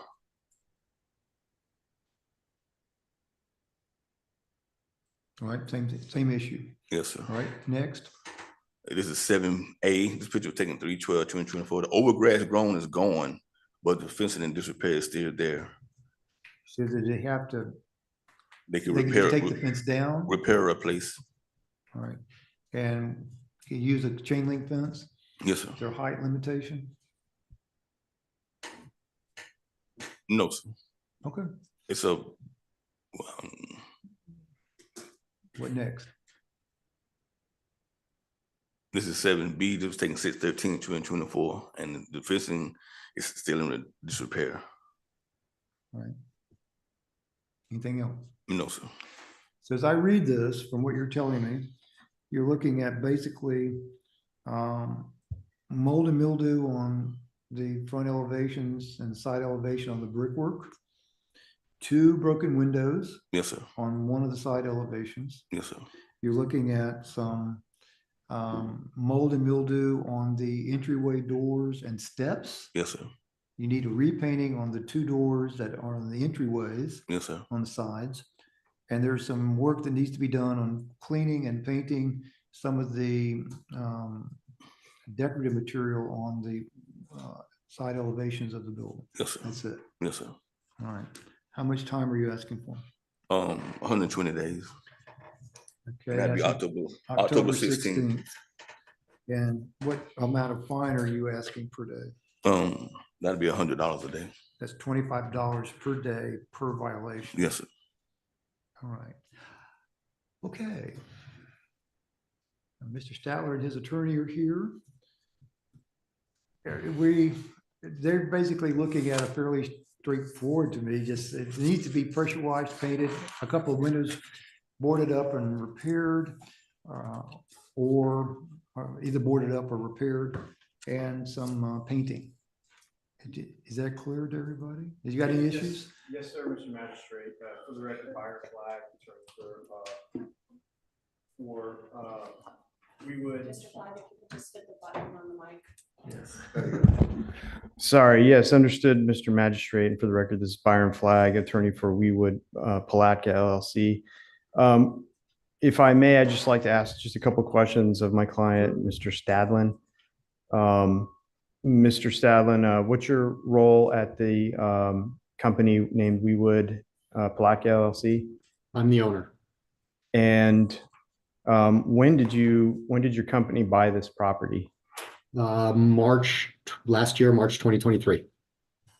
So you've owned the property for a little bit over a year. Yes, sir. And when you bought the property, how would you describe the condition of the property? As is, where is, as you see it today. And you're willing to stipulate and agree that the photographs that code enforcement has provided in the record are true and accurate depictions of what it looks like now? Yes, sir. And what is your plans in terms of renovation or reconstruction? What are you doing to look at the property right now? The intent is an adaptive reuse to convert this property because of its frontage into commercial. We've engaged both a national architect and more recently a local architect, engineer, and general contractor. Ironically, due to my own error in scheduling, I'll actually be in Palatka tomorrow on site with them. And what are you hoping to accomplish with talking to those folks and planning to, what is your ultimate plan to come back to the city and request? Ideally, again, it's to create a multi-tenant commercial building. However, due to the age, knowing what we do or what we did going into it, there are some structural concerns that we first must analyze. So we have two very different paths of either trying to restore and subdivide this building, or alternatively, if it becomes cost prohibitive, we must fully level and then build an entire new building. We're currently in the study aspect of seeing what can be salvaged and the cost to accomplish that, to save the building. And is what code enforcement recommending, what they have recommended to the magistrate to enter into as a final order today, 120 days to come into compliance with the things that you've heard them ask you to come into compliance with, is that sufficient for you to accomplish, or would you request from this magistrate the ability to come back to the magistrate in 120 days and potentially amend a final order depending on what your consultants are advising and recommending, or potentially would you be okay with 120 days to come back and show that you've either received a permit for complete renovation or demolition? Would you be willing to agree to those types of conditions? I'm internally optimistic that the current vendors will be able to determine and create plans one way or the other. Within 120 days, again, I am optimistic that we will be able to submit either a demo permit and or a full renovation permit, at which point all of the issues will be addressed. And last question, is it your understanding based on the due diligence that you did when purchasing this property that the prior owner owned this property for at least over 10 years? Yes. Thank you, Mr. Magistrate. And Mr. Statler, you've owned the properties for about a year now, is that correct? Yes, sir. All right. Have you been making efforts to contact city officials regarding your plans for the building? No, not yet. We're first doing the studies on the structural, the architectural, and at the same concurrently finding suitable tenants. All right, Mr. Green, you've heard an interesting request. What's your response from the city's viewpoint?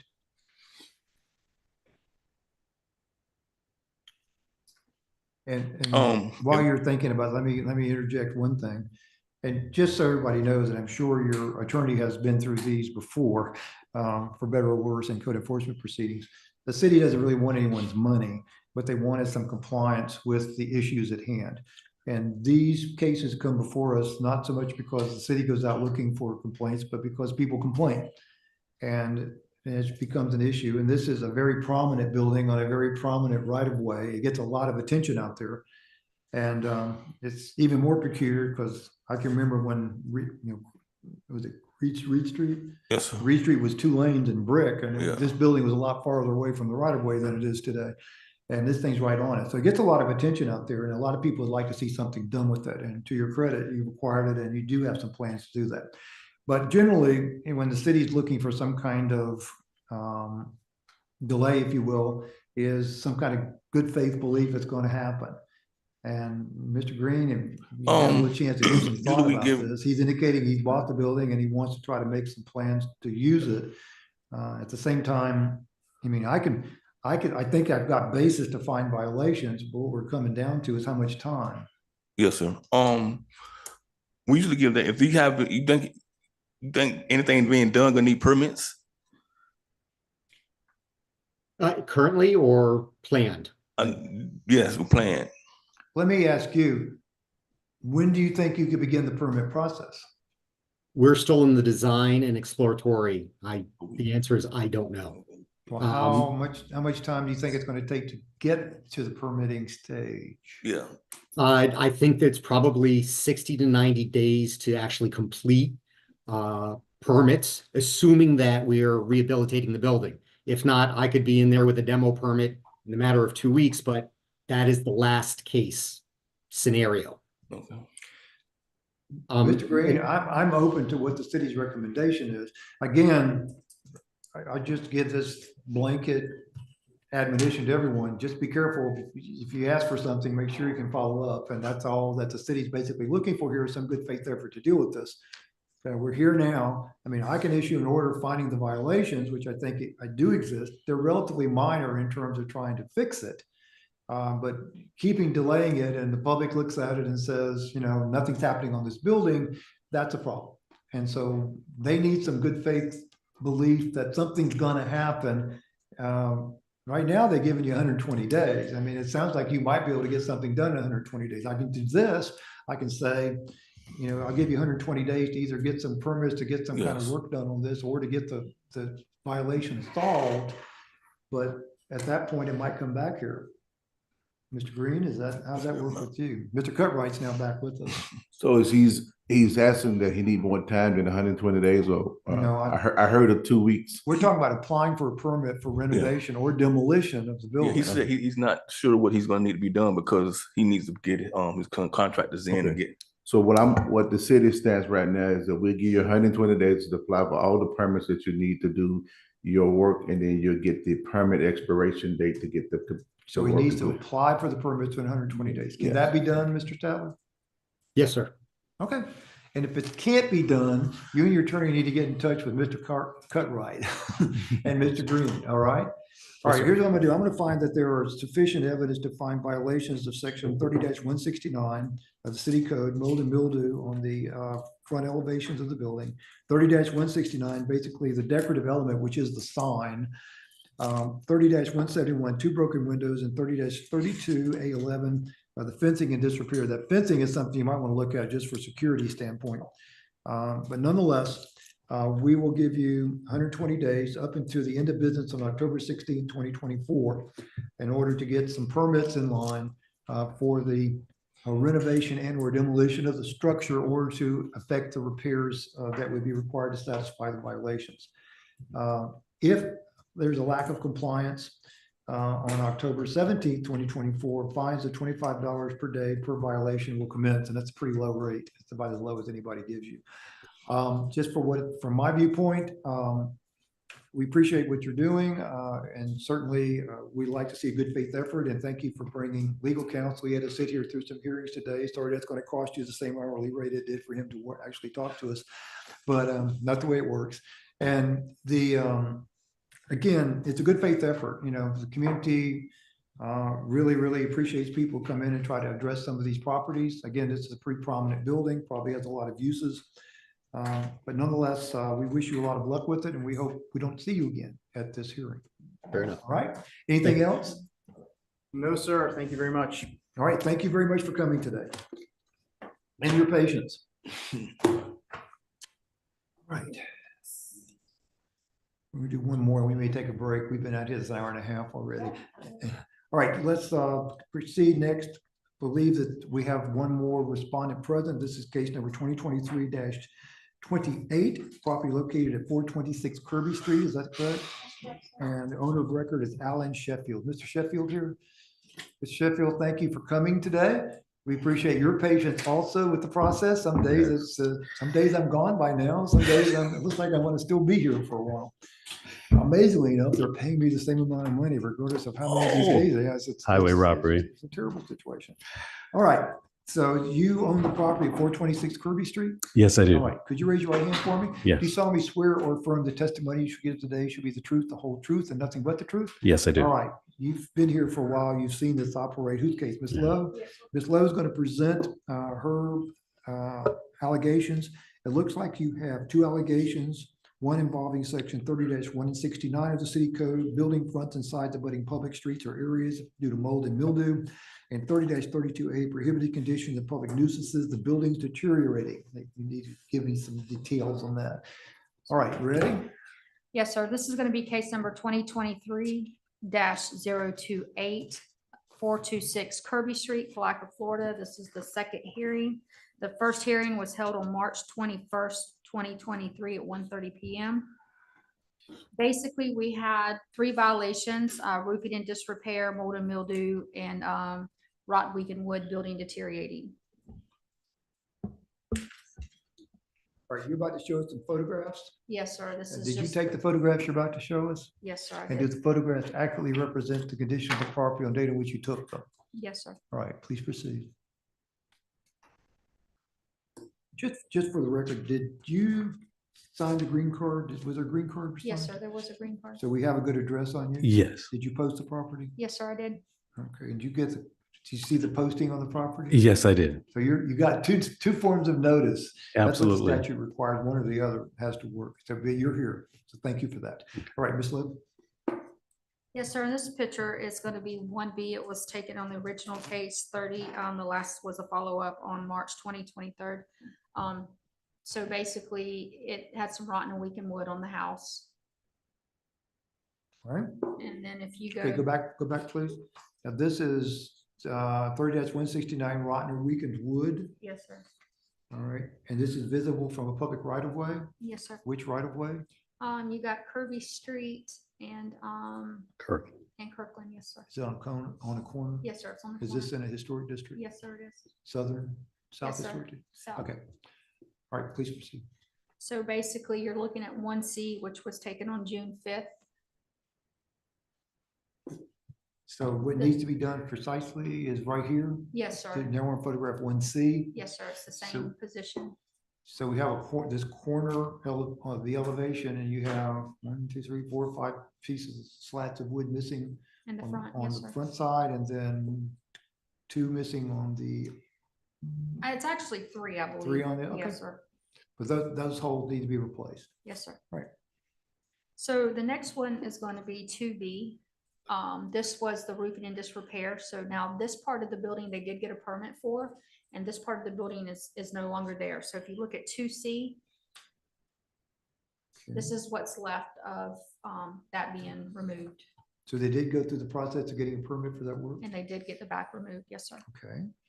So that's where we're at right there. And it's, Just curious, I always ask this question. They've been talking to you and responding to you, and they got a permit for the removal. Why are they here for now? basically, we're here because the building is still in the same position, actually worse than what it was when we first started the case. The roofing and disrepair was just the back part of the house. So we still have the rotten and weakened wood, and we still have the mold and mildew wasn't taken care of. So the city was unsatisfied as to any time frame. Did he give you a time frame? No, the permit actually expired. So, and then no new permits were pulled. They did, actually, this was unsecured. I spoke to his wife and she did have Mr. Sheffield. They did, because that was going to be a whole new complaint, but he did go board that up for us. So now, just so I'm clear on the status of the case, what are we here for today? This is the second hearing is for a lien on the property. All right. So this case was originally, we sent the order of violation when? The first hearing was March 21st, 2023, and the compliance date was May 22nd, 2023. So we're 13 months after that. Yes, sir. Is there a reason why it's taking that long to get back here? You can come back here after 3 months. Yes, sir. We were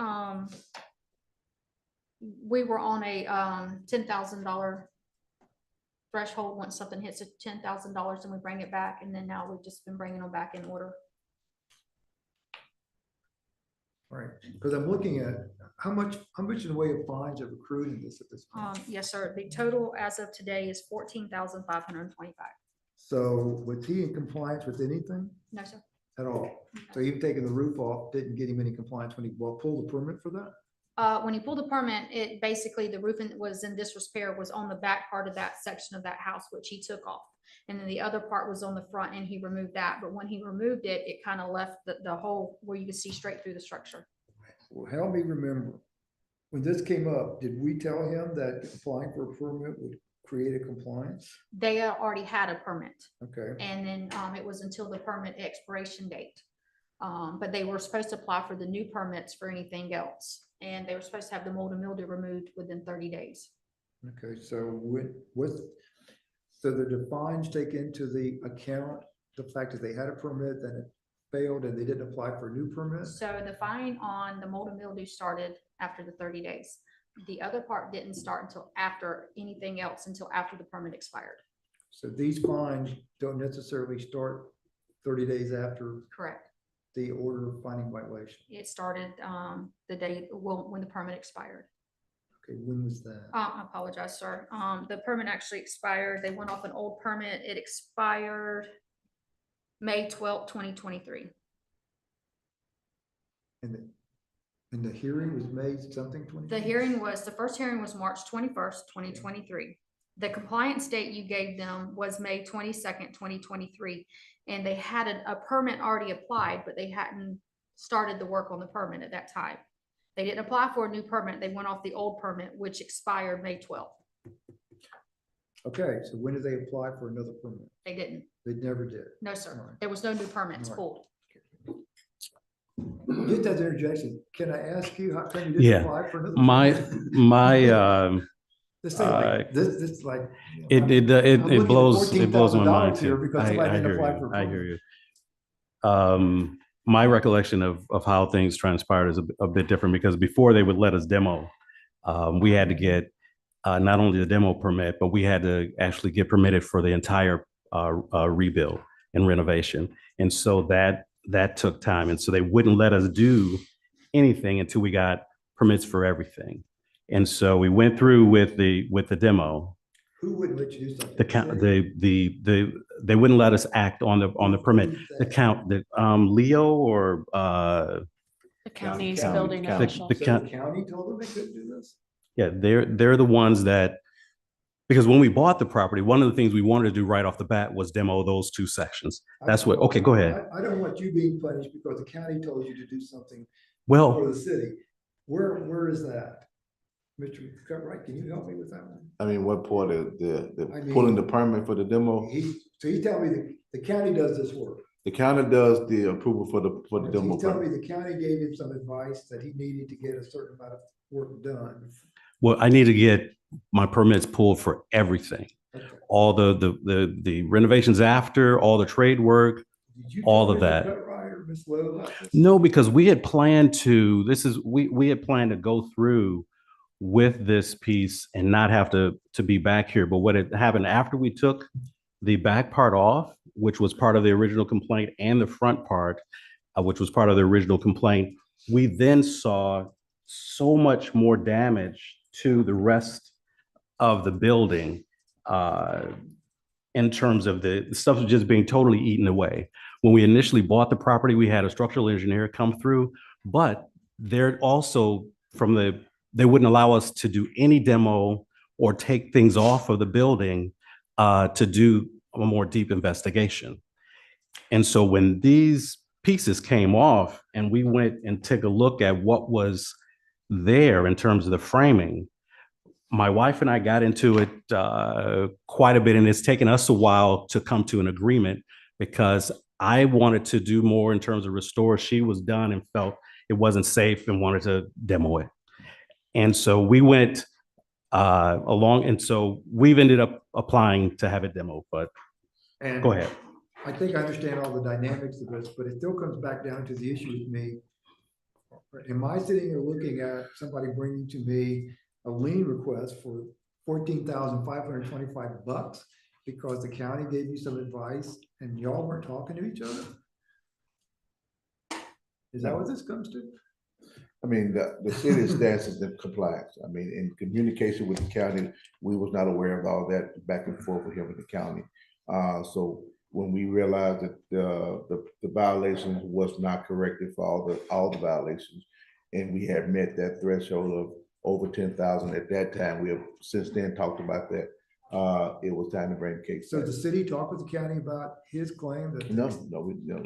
Okay, Well, I mean, I spoke to them, but they never said anything like that. They just told me no new permits were pulled. okay. We understand why I'm asking. Oh, of course, I I'm mean, just it's saying. like, you don't issue the permit. Another agency issues the permit. He went to the agency. He's telling me the agency said you needed to apply for everything at once, more than just what the violations were. You didn't tell them. They Correct. didn't I did ask the not county. communicate The that. county didn't tell you, and I'm looking at $14,000 in fines. Guys, Well, help me out here. Well, in defense to my staff, we reached out to county to see what's in the permits pulled. We didn't know to ask, was it in the hang up or why he wouldn't pull it on the permit. But since another permit wasn't pulled and Mr. Sheffield them had said that any reason why they. We didn't couldn't reach pull out the and communicate to them permit, either. we just assumed that work was stopping. So where's the permit application now? There is no permit application. It expired. And Well, that was the so, one she was talking about originally. no, it must have expired later because when he did the demo, that automatically extended the date of the permits. The county's permit? Yes. Mr. And Lowe, so, what about that? but we let, even that is expired by now. Where we are and where we're at fault is the time we took in terms of going over and trying to make the decision whether to restore or Oh, demo I this get that. building. I'm just concerned about the communication. on this thing, and Okay. It turns out all this money Gotcha. sitting out there accumulating, and nobody seems to be terribly concerned about it, except me. No, I'm we're not the we're one that- I'm not the one that has concerned to about pay it. it. I mean, I'm like, okay. In terms of what it is, you said that there was an automatic extension of the Well, county's when you- original permit?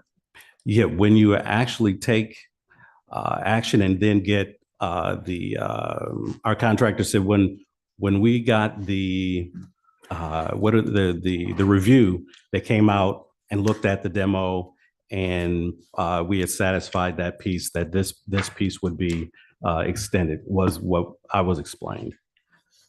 So, All right, because here's what's gonna happen. I'm gonna ask Ms. Lowe to, finish her presentation okay, regarding what's still wrong with this building that wasn't cured. okay, And understand,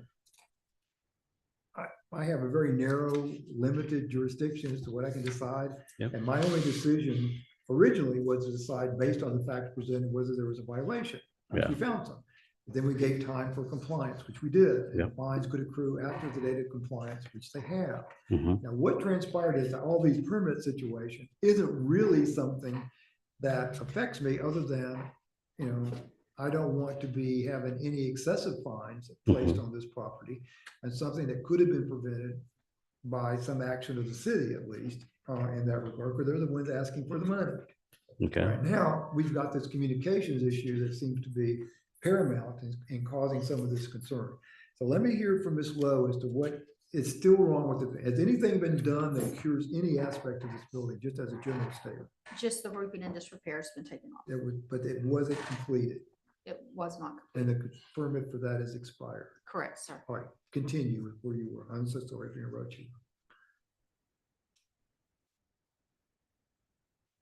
We're back on. I'm sorry. You said the roofing and disrepair was not completed.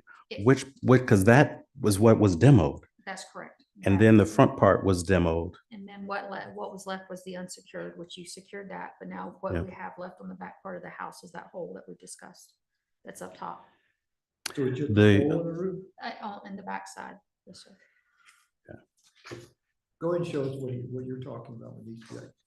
Clearly, some work has been done to bring the property into compliance. What the permit was pulled. So yes, the roofing and disrepair is gone.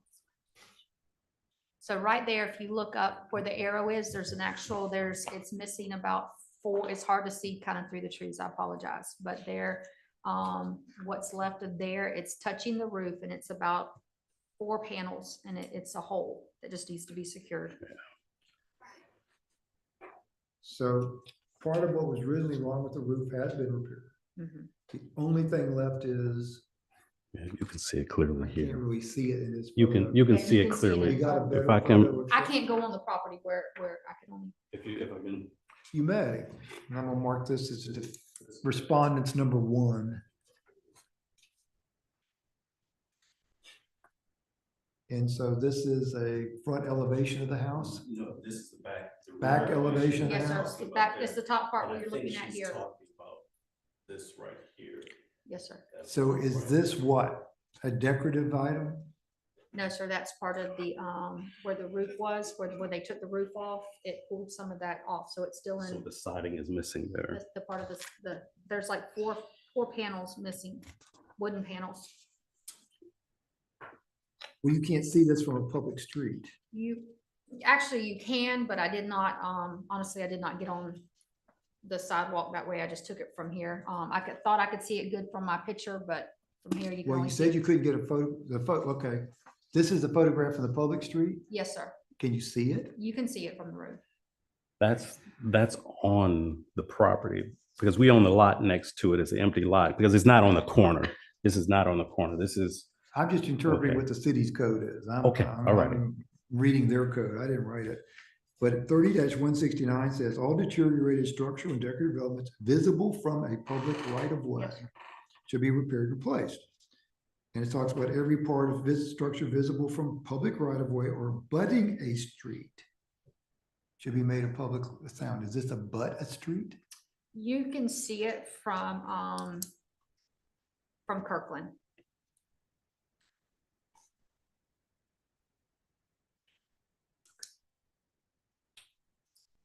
Where did you take that picture? I'm looking at I'm 2C. standing on Kirkland. And the other section, 169, actually it's the same section. Regarding mold and mildew is also It's- having street visibility. All right, so you say you can see the remaining hole in the roof from Kirkland Street. Yes, Which is sir. a public right of way. Mr. Sheffield, you got any issue with that? I don't think this, where that picture looks like it's standing in my neighbor's backyard on the lot empty lot that we own next to it, because those trees are right there. But the city has been more than patient with this.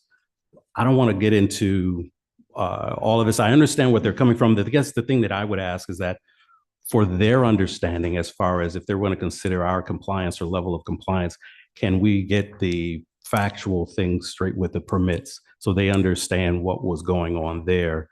And Well, but- again, I don't have the specific order in front of me. Were the findings based on the fact that he acquired a permit as That was, opposed to complete the work? We've had this discussion many times. we did, and they, the last hearing, they had a permit, and then we told them we would extend it to any new permits that were pulled. And like I said, I did my due diligence, and I did call the county, and they told me when it expired, and they did complete the work that was on that permit, but no new permits were pulled, is what the county explained to me. So if they And there was completed the nothing. work on the permit that was pulled, The roofing and disrepair is what was already pulled. all right, that did not create compliance. It created partial compliance. Correct. I did take that off. I did take roofing and disrepair off. Okay. So there were originally 3. There was originally 3. And the we have 14,525 includes the fact you did not charge $25 a day. on that particular one. So this represents $50 a day since last March, Yes, sir, that's last correct. May, excuse me. That's correct.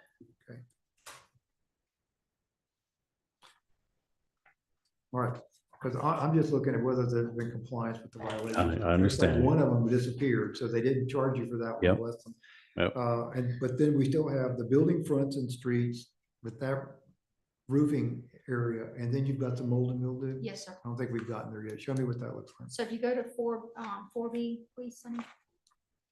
So this is 4B. This was the mold and mildew. It's over 98% of this side of the house, and this is facing Kirby Street. Okay. And then if you go to 4C, it's still there. And All right, so this is unabated since the May of last year. yes, sir. Okay, so the city at this point in time is asking for the implementation of a lien on the property. Is this your homestead property, Mr. Fisher? No, it's not. Just be aware, liens can be foreclosed on non-homestead Yep. property in Florida. Yep. And that's one of the issues. So what's gonna be required for compliance now? What's the city? Well, right asking now, for? the city is seeking a lien on this property. I mean, he still has the ability and to Yeah, but have this the- property come into compliance. Well, and that's why I'm asking you now, what specifically is the city looking for So the compliance to city's looking stop the- for the building to be secured, the rotten and weakened wood to be complete, and the mold and mildew to be removed. Well, the security of the building isn't an issue right now, is it? I didn't Correct. see Well, it it's, here. once he puts the panels in, it will be secured. Oh, you're talking about replacing? Yes, the- sir. And that's on the Kirkland elevation? It's on the Kirkland and then the Kirby and Kirkland on the front that we looked at in the very beginning. So is applying for a permit enough, or is he gonna have to actually finish? If he it? applies for the permit, then I will add that in and it'll stop. And So apply for the permit on the whole, on the Kirkland Street side, but the pressure washing, it doesn't require a permit. no, sir, it does not. All right. And there's really no time frame on this because the clock still ticks on the fines. All right. Any questions? You guys- Just make sure you guys talk to each other. Any questions? Okay. No questions for me. We are on I think we're going to be on the August 1st docket for the Historic Preservation Board to have a request to have this demolished. So that was the other reason why I haven't done anything to this yet. So I'm going to put up boards and apply for the permit When did you all but you're decide saying, that one? I'm sorry? When did you decide that? We decided it's about a month ago Okay. that we decided that. Well, don't tell me you did it a year And- ago and you're just now telling me. No, we've gone back and forth over this All right. quite a here's- bit. And I think we've heard enough at this point. Yeah. Here's where we are. I mean, the county, again, a very narrow range of options that I have to look at. The county, I think, presented some substantial and competent evidence that there's a continuing violation regarding the mold and mildew, which has accrued at the rate of $25 a day since last May. And that the deteriorating building has been addressed to some degree, but not completely. And it needs to be addressed, but can be resolved by getting a permit application into the county.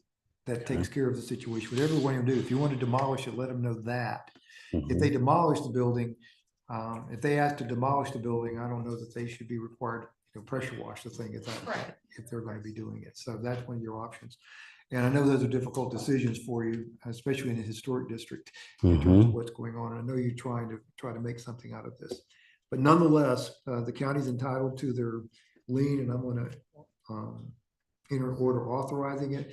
I'm not the say on reducing that lien amount. That's something the city commission can do, but that's something for another day at this point. All right? All right.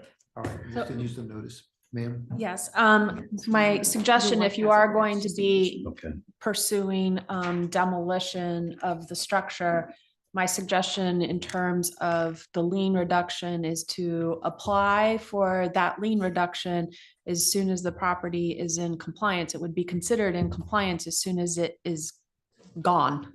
So do not wait until you have a replacement structure fully constructed, because obviously that's going to significantly increase the amount of the total fine that you are seeking to have reduced. It will be in compliance once it's demolished.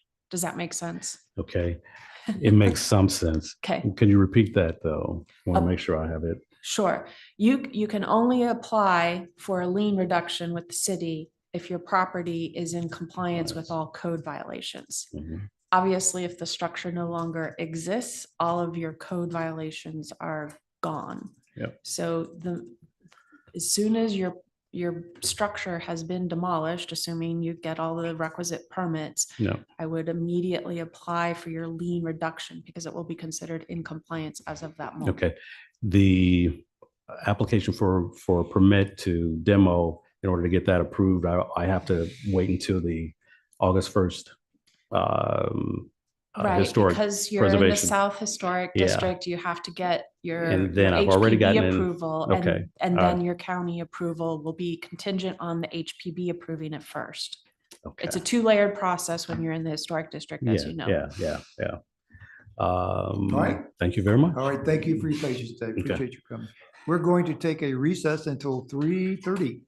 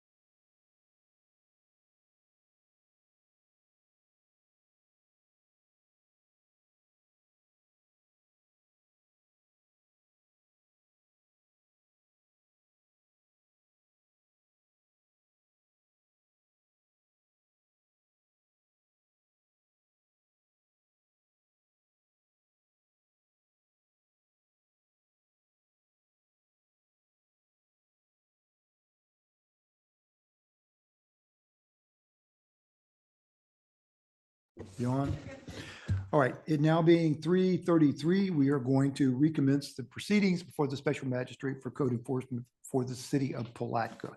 We're now going to turn to the next case on the agenda, which is case 2023-109.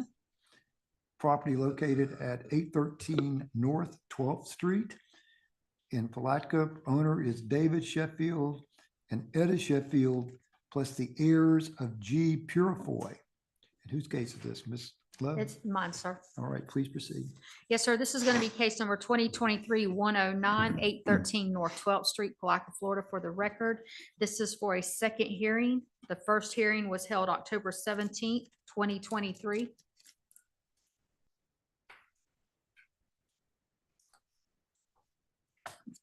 Let me ask, is anyone here who is an heir of G. Purifoy? Is David Sheffield here? Is Etta Sheffield here, or anyone representing any of them? I'm seeing and hearing no one. I'm doing one, a due process and due diligence on that. Did we send a certified letter to an address of record? Yes, sir. Did we get a green card back? No, sir. All right, and the address of record was which? It's 813 North 12th Street. That's the address of the property appraiser and tax collectors? Yes, sir, official it is. records? Yes, sir. You did not get the card back at all? No, sir. And did you post the property in accordance with state statute? Yes, sir, I did. And you have your affidavit of service included? in Yes, the sir, I record? do. Had any contact with anyone regarding this? No, sir. All right, please proceed. Yes, sir. In this case, the original case was October 17th, 2023, and we're bringing it back for the second hearing. Were Ms. we Sunny, here- if you'll were go we here to for a lien today? Aleen's, yes, sir. You'll go to 1B, please. Okay. And we still have all 5 violations. So this was 1B. This was taken on October 16th, 2023, when I And first did you started. take the photographs you're about to show us? Yes, sir, I did. And do they accurately represent the condition of the property and date in which you took them? Yes, sir, they do. Right. So if you'll go to 1C, Okay, go back to 1B. And this is in reference to the, violation of ordinance 30-32A, roof and disrepair. yes, sir. And this is one where it's just general roof and disrepair. There's no view requirement, correct? Correct. Right. And that was the condition of the property and the date of the order finding violation. Yes, sir. Has been any improvement in the property since then? No, sir. Please proceed. So on 1C, this was taken on June 5th. Some of the roof have actually fell down. It's kind of right where the arrow is. But the condition hasn't gotten any better. 2B is another photo to So the roof is in worse repair than it was. yes, sir. Next. So this 2B was taken on October 16th on the first case. And then if you look at the picture that was taken on June 5th on 2C, Right. it's sunk in a little bit more. It hasn't gotten any better. The roof is still in disrepair. And these are still in reference to 30-32A, roof and disrepair. Yes, sir. Okay. So if you go to 3B, please. This is going to be in violation of 3171 shattered or broken windows. This one here, in this particular photo, 3B, it has a hole in the window, And is that in the lower left-hand? lower left, yes, sir. quadrant? Okay. And then in the new picture, 3C, which was taken on June 5th, it still has the hole in the window, but the top right one is now got a hole in the window. Right. Yes, sir. If you'll go to 4B, please. This is going to be 3032A, missing or unsecured door. The door does appear to be there. It's kind of hanging, but it's not secured. It's still open. And on 4C, which was taken June 5th, it's in the same condition. Nothing's changed. All right, so this was a violation regarding 30-32A, missing or unsecured door. Yes, sir. All right, so no improvement there. No improvement. No, sir. And then on 5B, Right. This is gonna be on the right side of the house. That door is missing. It looks like part of the door is missing, but it's not secured. It's hard to tell, but it's open. So this is And a second unsecured door. The second door, yes, sir. Was this door also unsecured at the time of finding the original violation? Yes, sir. Okay. And then on the new June 5th, you can see that's the picture actually of both doors are unsecured. Very good. All right. And then on 6B, please, we have trash and debris. And then on 6C, the city did come and pick up some of the trash and debris, but this is what's left. Okay. And then we have And that was the 30-32A violation also? yes, sir. Very good. So then we have 30-32, the overgrown grass was going to be the next one, 7B. This was taken on October 16th. And the new violation, well, the same violation, but taken June 5th, 7C. I It's like what, the yardstick there. thank you, sir. Mr. Cutright bought that for us. So it's actually more overgrown. Okay. And that's all my evidence, sir. All right, so basically we had 5 violations. We had 1 additional broken or missing window instead of, we had 2 now instead of 1, correct? Yes, sir. And that was in relation to section 30-171. We still have trash and debris in the front and side yard in violation of 30-32A, correct? Yes, sir. And we still have prohibited conditions of public nuisances. The roof structural issues look like they've actually increased in severity, Yes, sir. right? Is there a tree on the house still there? There is the tree still on the house. Very good. In the 30-32A prohibited condition, tree limbs, overgrown grass, it looks like it's grown higher, it hasn't Yes, been tended. And then doors unsecured or missing, there are 2 doors that remain unsecured Yes, or sir. missing, correct? Yes, sir. You said the city did come in and address some of the issues regarding trash and debris in the front and side yard, but not Yes, sir. completely. They did a pickup and did get some of that off the roadway. So all 5 of the elements, all 5 of the violations originally found at the original hearing continue unabated. That's correct, sir. And the total amount of fines accruing as of today's date are what? $17,750. You indicated it was a $10,000 threshold on looking at these again for lien. That was prior, yes, sir. And this is coming up. It fell in its rotation. So that's 17,750 as of today's date. That is as of today, And yes, the sir. fines continue to accrue at the rate of $125 per day, $25 $125. per violation per day. Yes, sir. And still no contact with anyone No, sir. relating to the property. I was given a social media to contact the actual wife of David Sheffield, but she has not responded yet. So as of right now, no. Did you have the name of the wife? Crystal, Crystal? yes, sir. Yeah, idea who Etta is? I have no, sir. I've tried to research, but I cannot find anything. So I've got a couple records that might help. There's a Etta Bell Sheffield, but she is dead. That's what I was told. So I haven't been able to find too much. And there's only 3 houses on that block and they're all empty. So I did find a Crystal Sheffield that was married to a David Sheffield. And I believe I have the right account, but she hasn't responded yet. And there are 2 children that are heirs, but one of them I was told was in a facility, but no names. All right. Last call for David Sheffield. I don't know if that's Etta Sheffield or not. Is the property appraiser just listed as Etta? Etta and heirs of. Okay, of G for Yes, sir. anyone representing any of those parties.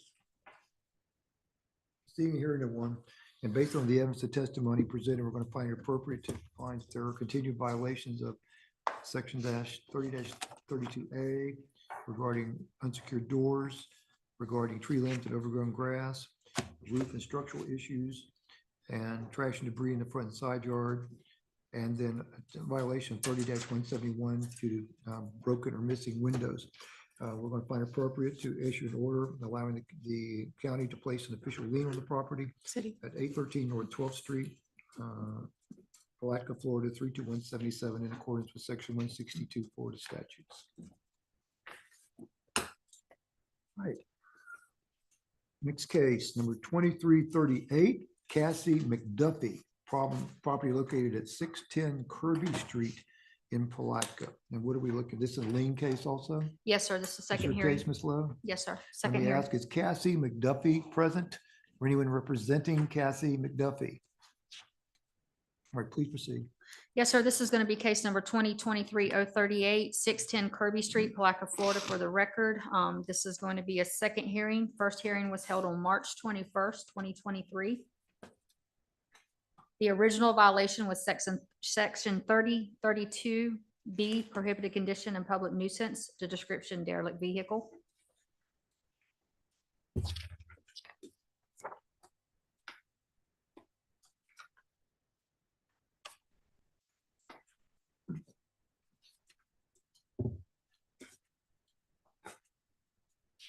The first picture 1B that we're looking at was taken on March 2023 with the first hearing.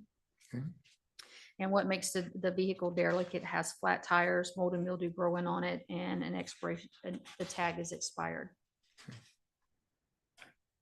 When was the date of the original hearing finding the violation? Yes, sir, that was gonna be March 21st, and compliance date was April 20th. Right, just so we know from due process viewpoint, did you try to contact by certified mail? Yes, sir, I did. I did get one green card back, and did not get a green card back for the second hearing yet. All right, and the address of 16 Kirby Street is the official address of record on the property appraiser and tax collector's rolls. Yes, sir, it is. And you did post the property and file an affidavit of service with the record. Yes, sir, I did. Yeah, any contact with Ms. McDuffie or anyone? No, sir, I've knocked on the door several times. No answer. She actually did call the city the other day, but not in reference to the complaint. She wanted to make a complaint and she did leave a number. Mr. Green spoke with her. He has tried to call her back numerous times to get no answer. He gave me the number so I could speak with her about this case. And it says not accepting incoming calls. So So Mr. Green, you verify you actually got a call from Cassie McDuffie? Yes, sir. But you did not get to talk with her? I spoke with her because she called me a complaint. Then I called her back about the complaint she made, but she never answered the phone. Does anyone live in this property? yes, sir. Well, I'm assuming she lives there because every time I knock on the door, the dog barks. Okay. But you don't know who owns the dog? I'm sorry, I don't, sir. Okay, that's fine. You know what you know. That's all I'm asking. Right. You don't have any idea about them. All right. So show So, me the vehicle. This is, so if we go to 1C, this was taken on June 5th. It shows the flat tire and the growth on the car. And then if you go to 2B, this is, was taken on March 20th, 2023. And then if you go to 2C, I just gave you a close-up of the actual tag that shows it expired 9/15. we originally set a fine of $25 per day That's correct, sir. for the violation. Yes, sir. This one's at $10,625. That's correct, sir.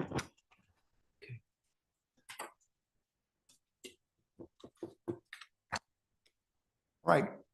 Anything else? No, sir, that's all I have. All right, based on the evidence of testimony, I'm going to find it appropriate to authorize county to record a lien on the subject property for the violation of 30-32B derelict vehicle regarding the derelict, the inoperable vehicle located on the property. And that has been unabated since the date of the order finding original violation. That's correct, sir.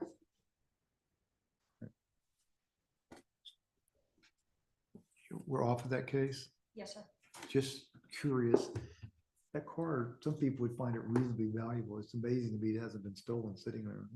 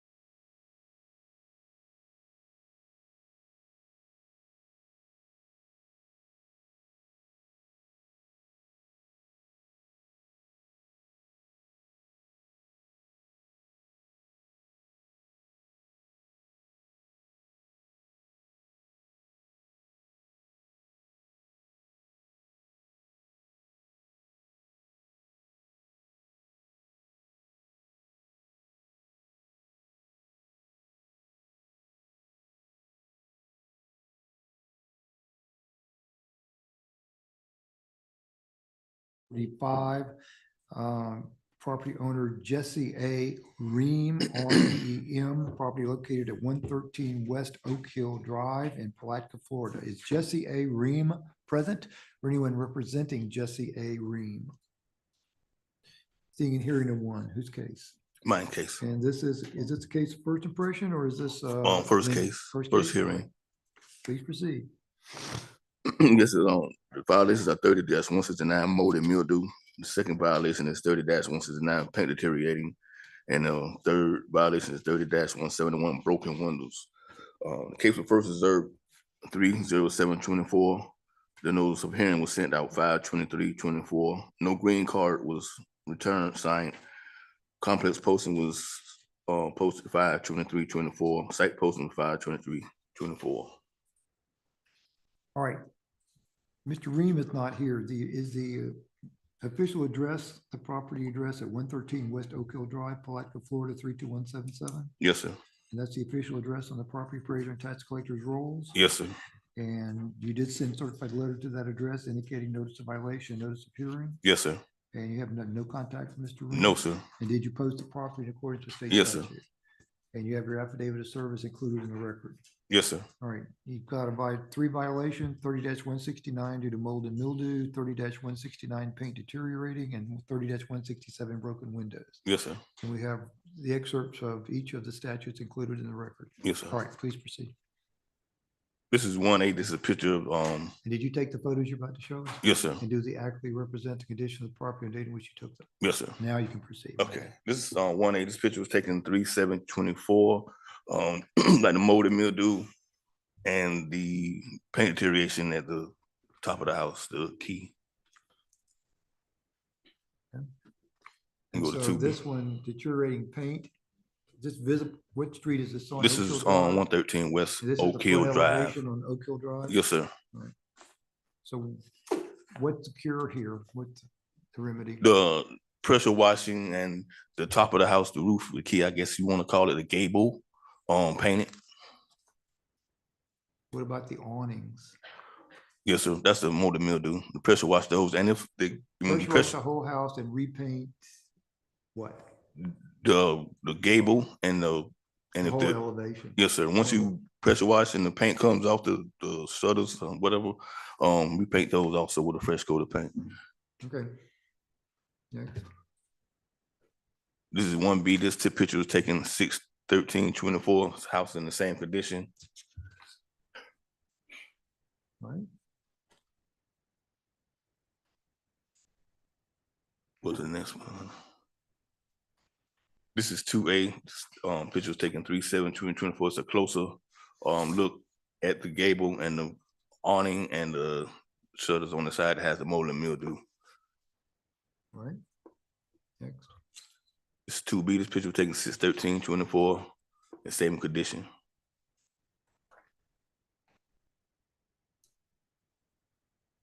Okay, so So basically, we're looking at the same elevation from Oak Hill Drive. this is just a different date. All right. Anything else? Yes, sir. What about, you got mold and mildew, deteriorating paint, broken windows? Yes, I'm getting to that. Three, Okay. 8 on it. That's no, this is the other side. This is the left side of the house. If you stand in front of it, so on a closer picture of the mold and mildew on awning. This picture was taken 3/7/24. Okay, next picture on. Yeah, this is 3B. The one, I guess they put the window down and it's showing the broken window now. This picture was taken 6/13/2024. And this is reference to section 30-171. Yes, sir. Is Next, that the only window broken? yes, sir. Is the top pane broken or just the bottom? Just the bottom pane. What Next, next? next picture. And this is the north side of the house, the gable on the north side of the house with the paint and mold and mildew. That was taken 3/7/2024. Right, is this visible from Oak Hill Drive? Yes, sir. Next picture, son. This is 4B. Picture was taken 6/13/2024. Same condition. Were you standing on Oak Hill Drive when you took this? Yes, photo? sir. Next picture, son. That's it? No, this is So basically, we're looking at one broken window pane, yes, sir. The front elevation needs to be pressure washed and repainted a consistent color. Yes, sir. And then one side elevation, looks like the left side elevation, as you can see from Oak Hill Drive, Yes, sir. also needs to be pressure washed and Yes, sir. painted to make it at least a consistent color. Yes, sir. All right. How much time you want to give them? 90 days, All right. and that'd be If I find that September reasonable. 17th. And the fines are $25 per violation? Yes, sir, $75. And that's a de minimis fine? Sir, That's a de minimis fine, a low fine? Yes, sir. Okay.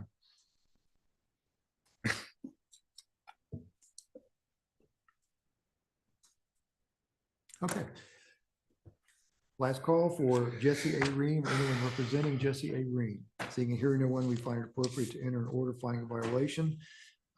Section 30-169 of the city code regarding mold and mildew on the front elevation facing West Oak Hill Drive and on a side elevation visible from Oak Hill Drive. A violation of also section 30-169 due to deteriorating paint, also visible from Oak Hill Drive, West Oak Hill Drive, and a side elevation visible from West Oak Hill Drive. And one broken window which needs to be replaced or repaired in violation of section 30-171 of the city code. We're going to enter an order finding violations and require that the owner bring the properties into compliance and no fewer than within 90 days of today's hearing. And that would be on September 17th, 2024. In the event compliance is not achieved by that date, a fine of $25 per day per violation shall commence on September 18th, 2024. Okay. You have to forgive me, I'm wearing down a little bit. I feel you. This makes 18 of these things today. I'm getting weary of it. All right, let's go to case number 2024-77. Property owner is Warren Fells, and there are apparently other owners of record. Yes, sir. Property located at 119 North 15th Street in Palatka, Florida. Is this a case of first impression? Yes, sir. All right. Is Warren Fells, you also have in care of Dexter R. Fells, is that correct? I just have Warren Fields. I'm sorry?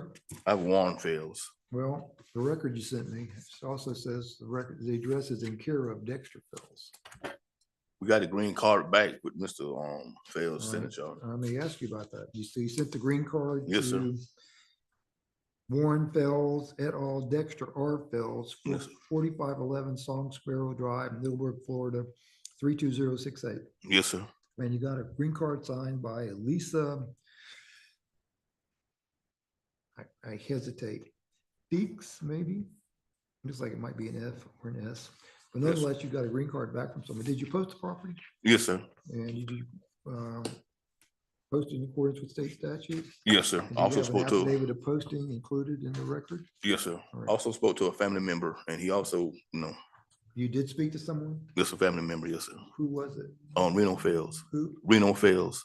Okay, when you discussed the violations with them, what was their response?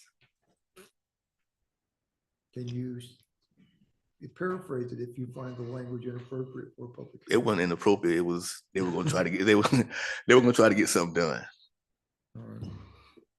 So did you discuss each of the violations with them? Yes, sir. All right. Where was Mr. Fells when you talked with him?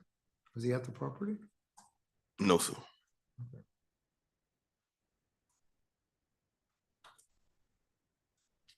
Is there anyone on the property? No, sir. Okay.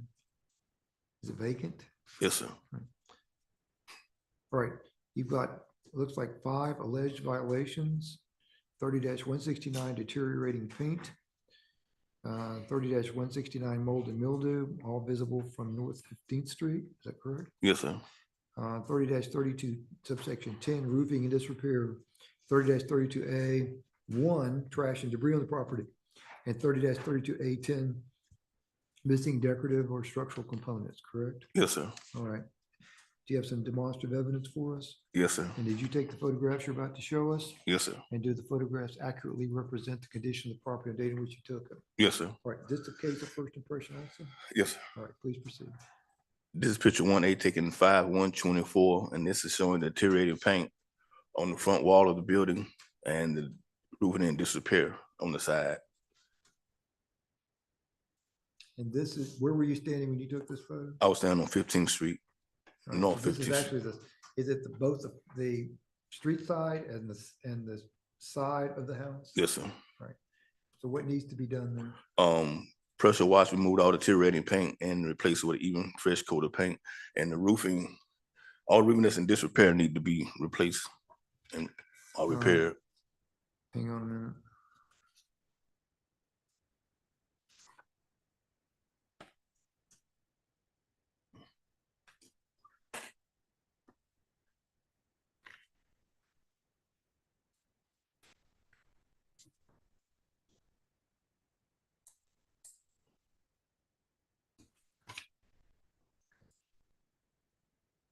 -32 A10 to roofing section. Yes, sir.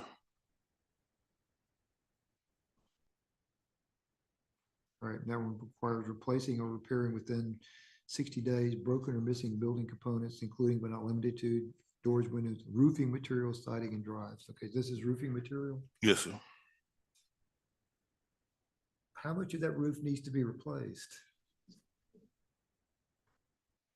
What's going to be compliant? From what I can see, I can't see the top of the roof. The edge of the roof on both sides has that same appearance with the tiling falling off. And I appreciate you can only see what you can see. Yes, sir. The roof does need to be repaired at least what you can Yes, see sir. from 15th Street, correct? Yes, sir. Okay, next. 1B, and that's picture was taken 6/13/2024. It's same spot, same elevation from North 15th Street. So no improvement at all. No, sir. Okay. In this picture, son. This is the left side of the house. This picture is 2A, taken 5/1/2024. You can see the mold and mildew.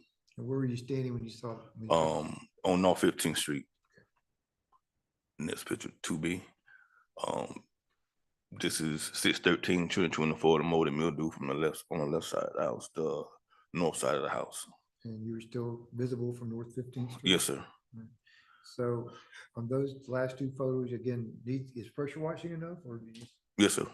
Pressure washing on this one. Well, pressure washing the whole house and replaced with a fresh, even coat of paint because the paint is deteriorating. Was that paint deteriorated? Yes, sir. And And it 2B? also has mold and mildew. All right. This is taking 5/1/2024. This is more of the roofing in disrepair. This is the front of the house. The gable is falling apart. And So I'm just looking at the soffit over the gable. yes, sir. So it's just the soffit need to be replaced? And it looks like the roofing is coming off the gable off the top of the roof in the Is front. this the metal roof? No, sir. What kind of roofing material? Tile. Like in ceramic, terracotta, or is it like it? Asphalt. Asphalt. Architectural, Asphalt. okay. All right, what next? This picture is 3B. This 6/13/2024. Same elevation taken on North 15th Street. Next. This is 4A. This is roofing on the north side of the house. This picture was taken 5/1/2024. Is that some of the underlayment or is that? That's the roofing that's the shingles? roofing material falling through the Are those the shingles? Yes, sir. themselves? Okay. So what needs to be done? Does the shingles need to be replaced? yes, sir, repair, replace. Okay. And this is 4B. This was taken 6/13/2024. Still staying on North 15th Street. Next, is 4B. Yes, sir. This is 5A, taking 5/1/2024. This is with missing components. They're missing a piece of wood on the gable. And this is which elevation? Standing on North 15th Street. North 15th? Yes, sir. It's not the front elevation, it's to the right? Yes, sir. Well, you're looking straight onto the house. How can you Yes, sir. see the house straight on from North 15th Street? That's not the front of the house. That's a part of the house. I got that part, but it's not the front of the house. No, sir. Okay. Well, North 15th Street goes down the left side. Yes, sir. You're now on the side and you're looking at it straight on. You have the house is, you have the house in front of the house, and then to the right of the house, you have this building here. And that's a picture of that building. If you go back to 1A, front, Sonny, I mean, you got it. Yes, sir. I mean, yes, ma'am. See, Yeah, but you're not looking straight on the side of the house from there. That last photograph, you're looking straight on. I'm just curious as to how you do that from 15th Street. I'm standing on 15th Street right there. I got that, but you're not shooting it straight on the side of the building. Go back to the last photo. You're shooting that one straight on to the side of the building. How can you be on 15th Street? That's not the side of the building, that's another building altogether. Okay, on 15th Street. Yes, sir. That's the front of the same building or another building? Another building. There's two buildings on the property. Yes, Okay, got it. Very good. Got it. All right, thank you. You understand, I was just trying to get. Yes, sir. coordinated Yes, I how you're understand. looking at that. All right, 5B, Sonny. This is 13/2024, and missing component still hasn't been replaced there's more roofing shingles that are off from the roof. main house. Yes, sir. That's in violation of 30-32A10. Yes, sir. All right, Yes, sir. right next. Next picture, Sonny. All And right, this is so the- we've got deteriorating paint on all the sides of the house seen from North 15th Street. We've got mold and mildew on all the sides of the house seen from North 15th Street. Yes, sir. It needs to be pressure washed to remove the mold and mildew, and the paint needs to be brought into a consistent color. Yes, sir. Okay. The roofing is in disrepair, shown by missing or damaged soffit on the front elevation as well as on the side elevations. Yes, sir. And we have, what about trash and debris in the yard? That's it right there. 6A. This picture was taken 5/1/2024. Is that a fallen tree? No, sir. They did some lawn work and they So left it what's the there. cure, what remedy does the city want the owner to do there? Remove it. All of it? Yes, sir. They can't trim it or save it? No, sir. It's already been cut down. They just didn't remove it from the property. Oh, this is debris that's Yes, been sir. cut. Yes, sir. All right, very good. And this then picture's the missing components, which were. that was the past picture with the other building. All right, last call for Warren Fells or Dexter Fells or anyone representing either of them. Seeing and hearing the one and finding that due process has been satisfied in accordance with state statute and city code, and finding that there are sufficient substantial and competent evidence to find violations of sections 30-169 of the city code due to deteriorating paint viewed from public right of way. Section 30-169 due to mold and mildew visible from public right of way. Section 30-3210 roofing and disrepair. Section 30-32A1 due to accumulations of cut vegetative matter in the front yard of the property. And 30-32A10 missing components in the roof. We're going to find it appropriate to enter an order finding the violations and requiring that the owner take the necessary step to bring the property into compliance within, what's the county city requesting? How many days? Sir, How many days? 120 days. To bring the property into compliance within 120 days from today's hearing. That will be at the end of business on October 16th, 2024. In the event of non-compliance, a fine of $25 per day per violation shall commence on October 17th, 2024. All right, final case. This is case number 2024-57. Property located at, what is this, 1900 Napoleon Street, is that correct? No, sir, should be 1315 Laurel Street. All right.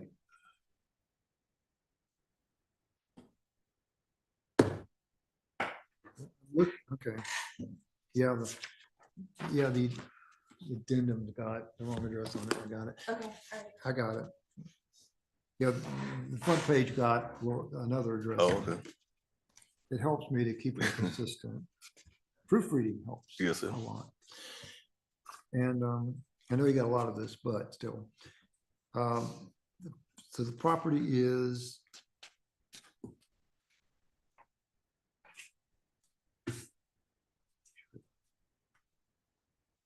1315 Laurel Street, Yes, sir. correct? Yes, sir. And the property owner is Principal Partners Group LLC, is that correct? Yes, sir. Their mailing address, 11528 West State Road, Suites 1061, Fort Lauderdale, Florida, 33355. Is that correct? Yes, sir. Is anyone here representing Principal Partners Group LLC? Seeing and hearing no one, we mentioned the official address of record, and did you send certified letter to that address? Yes, sir. Is that the official address found on the property appraiser and tax collector's rolls? Yes, sir. Okay, did you get a green card back? No, sir. I spoke to the property owner on 5/16/24, and he Who knew is the that the property magistrate, owner? sir. The corporation owns it. Who did you speak to?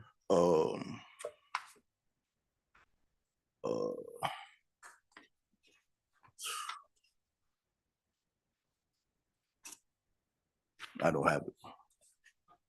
Is this a case of first impressions? Yes, sir. First hearing? Yes, sir. Well, there's some green cards in here that look like they were signed. I think the notice of, the violation of compliance letter was sent back, but I didn't get a notice of hearing. Well, May 2nd, 2024, there was a green card signed by someone at Yes, sir. the address. It looks like Ann. They put a stamp right over it, which just really helps. Then there was another one that looked like it was signed. Yes, sir. This was a case that we had for last month, and we didn't do the So why are we back this month? because we had a change of date, so we're back at this. We had magistrate last month. All right. The city of So Palatka, they signed the green card for last month's hearing. and then I sent a change of date also to the All right. same So you sent address. a new notice and didn't sign the green card. Yes, sir. Right. Did you post the property in Yes, sir. accordance with state law? Yes, sir. And did you have your affidavit of service of that posting included in the record? Yes, sir. All right. You did say you talked to someone, Yes, sir. but you don't know who? Thought I put it down.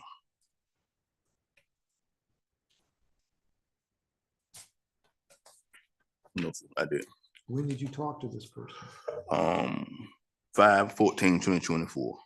And what was the conversation? He said regarding the violations.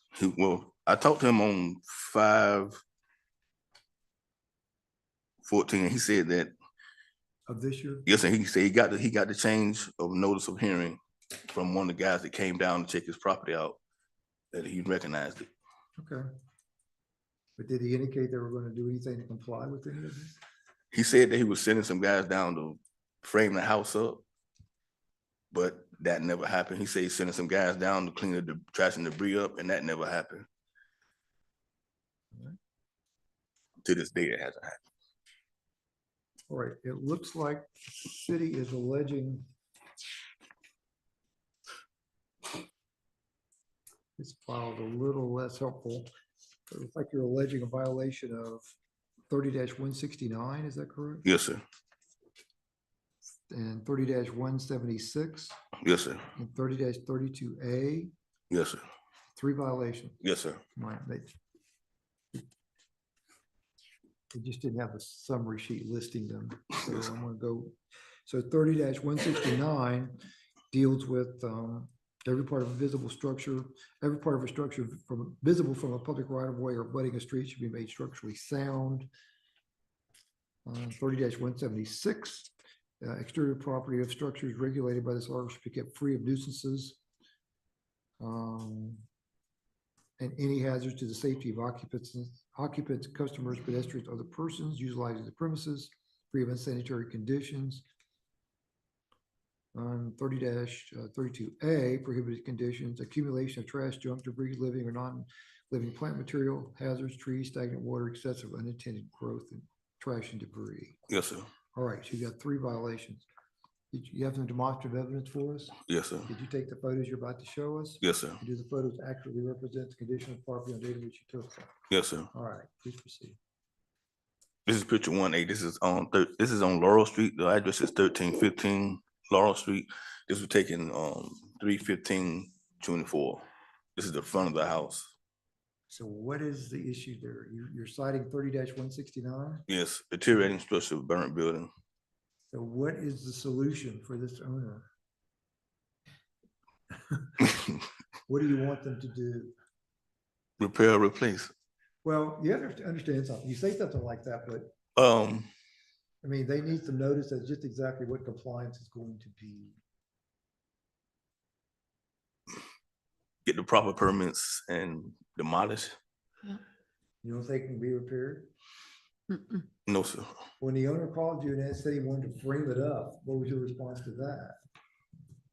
The same expression on my face. I don't like telling people to demolish. I don't like telling people. You understand why I'm asking? Yes, I I'm understand. not trying to be difficult. Yeah. But if you're gonna find them. Yeah, I understand. I'm put a not. lien on their property, I'm you just be saying, able to tell them what- it what wasn't they need anything to do. frame up. They could frame the windows up, but the front building is nothing to frame up. There's nothing they can do. So this house has been burned? Yes, sir. Was there a fire marshal's report on this or anything? I didn't get it, but yes, sir. I spoke to the fire marshal. Yes, sir. What did he say the condition of the house was? There wasn't. I'm sorry? They say it wasn't. I didn't ask him that. Okay. I guess I'm just asking, what's the city's position on what will bring the property into compliance? That's what Demolition. All right. And is the house gutted? Is it- Yes, sir. All right, the fire burned the house? Yes, sir. On the inside as well as Yes, the sir. outside? So you think it's not structurally sound at all, No, sir. just from your observation? Yes, sir. All right, This picture, Sonny. This is 1B taken 6/13/2024. Same condition, and I'm from standing on Laurel Street. again, are there any interior walls in the house you can see from the street? Sir. Are there any interior walls? No, in sir. the house that you can see from the street? No, sir. So the fire has burned all those walls out of the house? Yes, sir. All right. Has the fire burned through the exterior walls? No, sir. I can kind of see opening there Yes, sir. through the front. Is Yes, that the sir. porch or is that an exterior? I wall? think that's a porch because the next couple of pictures are so the side of the house. Show me some more then. Okay. Next picture, Sonny. That's the side of the house. All right. That's the west side of the house. Standing on South 14th Street. So is the roof looks fairly intact? Yes. But that's burn marks over the two doors in the center? That's them two Two windows. in Yes, the sir. center? Yes, sir. All right. 2B, Sonny. This is taken 6/13/2024, same condition, standing on South 14th Street. All right. Just where this house is on a corner? Yes, sir. Corner of Laurel and South 14th. Alright. Next picture, Sonny. This is 3A. This is the Uh-huh. east side of the house. On this elevation, are there parts of the side of the house that are missing? No, sir. That's a pallet somebody put. That's part of the trash and debris. I'm sorry? No, sir. That's a pallet. That's a part of the trash and debris that somebody left I'm there. looking on the side of the house. It looks like it's dark. It looks like the roof is. No, it's still collapsed over there. the top. No, sir. It's still there. So is that side of the house intact? Yes, sir. It's just burned? Yes, sir. It's scorched? if Yes, you sir. will? All right. Yes, sir. But the roof it's collapsed through the No, front. sir. All right. So this is about what? Just deterioration of the property? Yes, sir. Okay. This picture, Sonny. Next. Same elevation? Next picture, Sonny. This is 4A. This is the rear of the house. This is the north facing I'm on South 14th Street. So what needs to be done there? It's part of the whole house and just need to be demolished. Get a proper permits. Well, I'm just looking.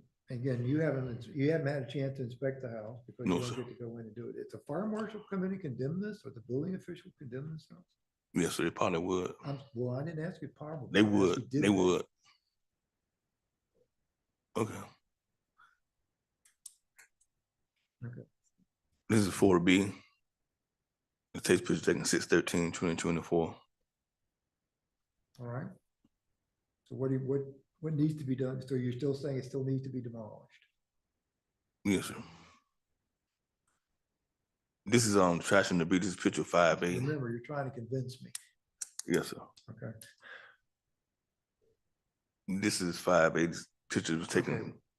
What is that? Okay, you need to tell me, I know you're tired, Yes, okay? sir. But you need to tell me what the violation is and specifically what you see on that photograph that supports the violation and what you want done about it. Okay. Okay, so what's the violation? Go back to the second picture. Okay, go back. Go back to the Okay, rear of the so house. all this is trash and debris in the yard. Yes, sir. So basically everything on the ground and leaning against the fence, does that need to be removed? Yes, sir. All right. That's all I need to know. Okay. This picture, What's son. next? This picture taken 6/13/2024, and the trash and debris is still there, and it all need to be removed from the property. All right, so basically, what about the vegetation? That wasn't there at first. Next, This is the exterior property with the mold and mildew and trash and debris around the exterior property. This is picture 6A taken 3/15/2024. so basically the yard needs to be cleaned of this trash and debris that's all man-made, Yes, sir. correct? Yes, sir. All right. And the shed need to be pressure washed. Well, if they're gonna demolish it, is pressure washing really gonna help? They could keep the shed. So I need to have the city clarify for me just what the solution is, because one time you say pressure wash, the other time you say demolish it. That's a shed. That's not part of the No, that is a exterior structure. He's talking about the shed pressure washer. Okay, The house itself is still, we're taking the stance All right, that it my need to be bad. demolished. okay, that's fine. in this picture, And that son. can be seen, where are you standing on this? South 14th Street. Okay, so you're on public Hey, land. the clerk asked for one person to tell me next picture because you guys are kind of going back and forth. So we're looking at 6A. Yes, sir. 6/8, taken 3/15/2024. So we have trash and debris in the yard and mold and mildew on the shed, Yes, sir. not the house. Yes, sir. So the violation of mold and mildew is on the shed. Yes, sir.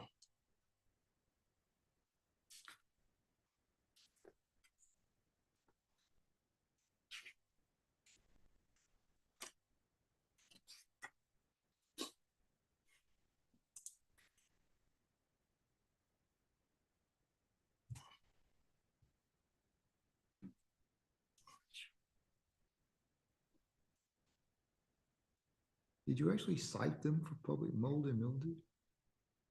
Yes, sir. That's 30-176 exterior property. On which one? They're 30-176 exterior property. Where it says on the exterior Again, property. I don't have the sheet that's got what you cited them for. All I've got are the ordinances. And I got 3 ordinances. I've got 30-169, I got 30-176 and 30-32A. Yes, that 30-176 exterior property, Okay, sir. 176 is, It should be highlighted for you at the top. structures regulated. 176 talks about kept free of nuisances, hazards to the safety, occupants, customers, pedestrians. I'm just looking at the mildew. Yes, sir. It doesn't say mildew. There's an ordinance on mildew. Yes, sir. How does 176 apply to this? I would consider it a nuisance. I'm sorry? I said I would consider it a nuisance.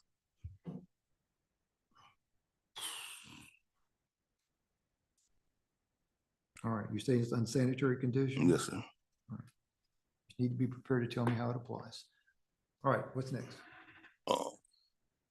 Next picture, son, please. Sorry. This is a close-up picture from Shed, from okay. South 14th Street. Same picture, 6/13/2024.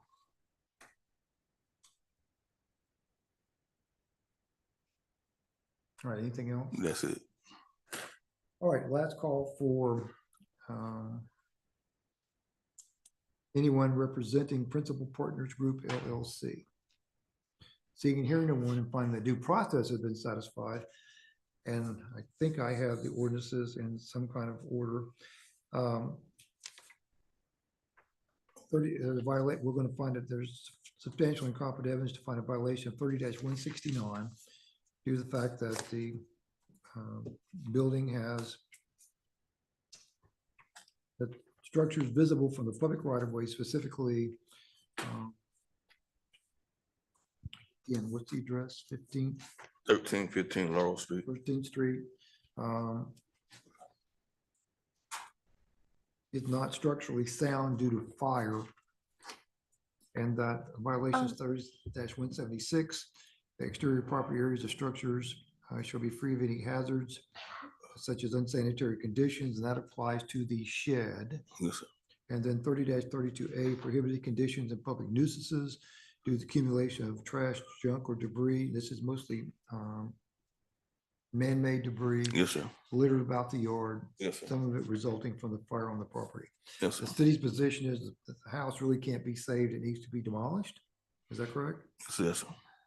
We're on the same page with that? Yes. All right, so we're going to enter an order finding the 3 violations, and the city's asking for how much time for compliance? 120 days.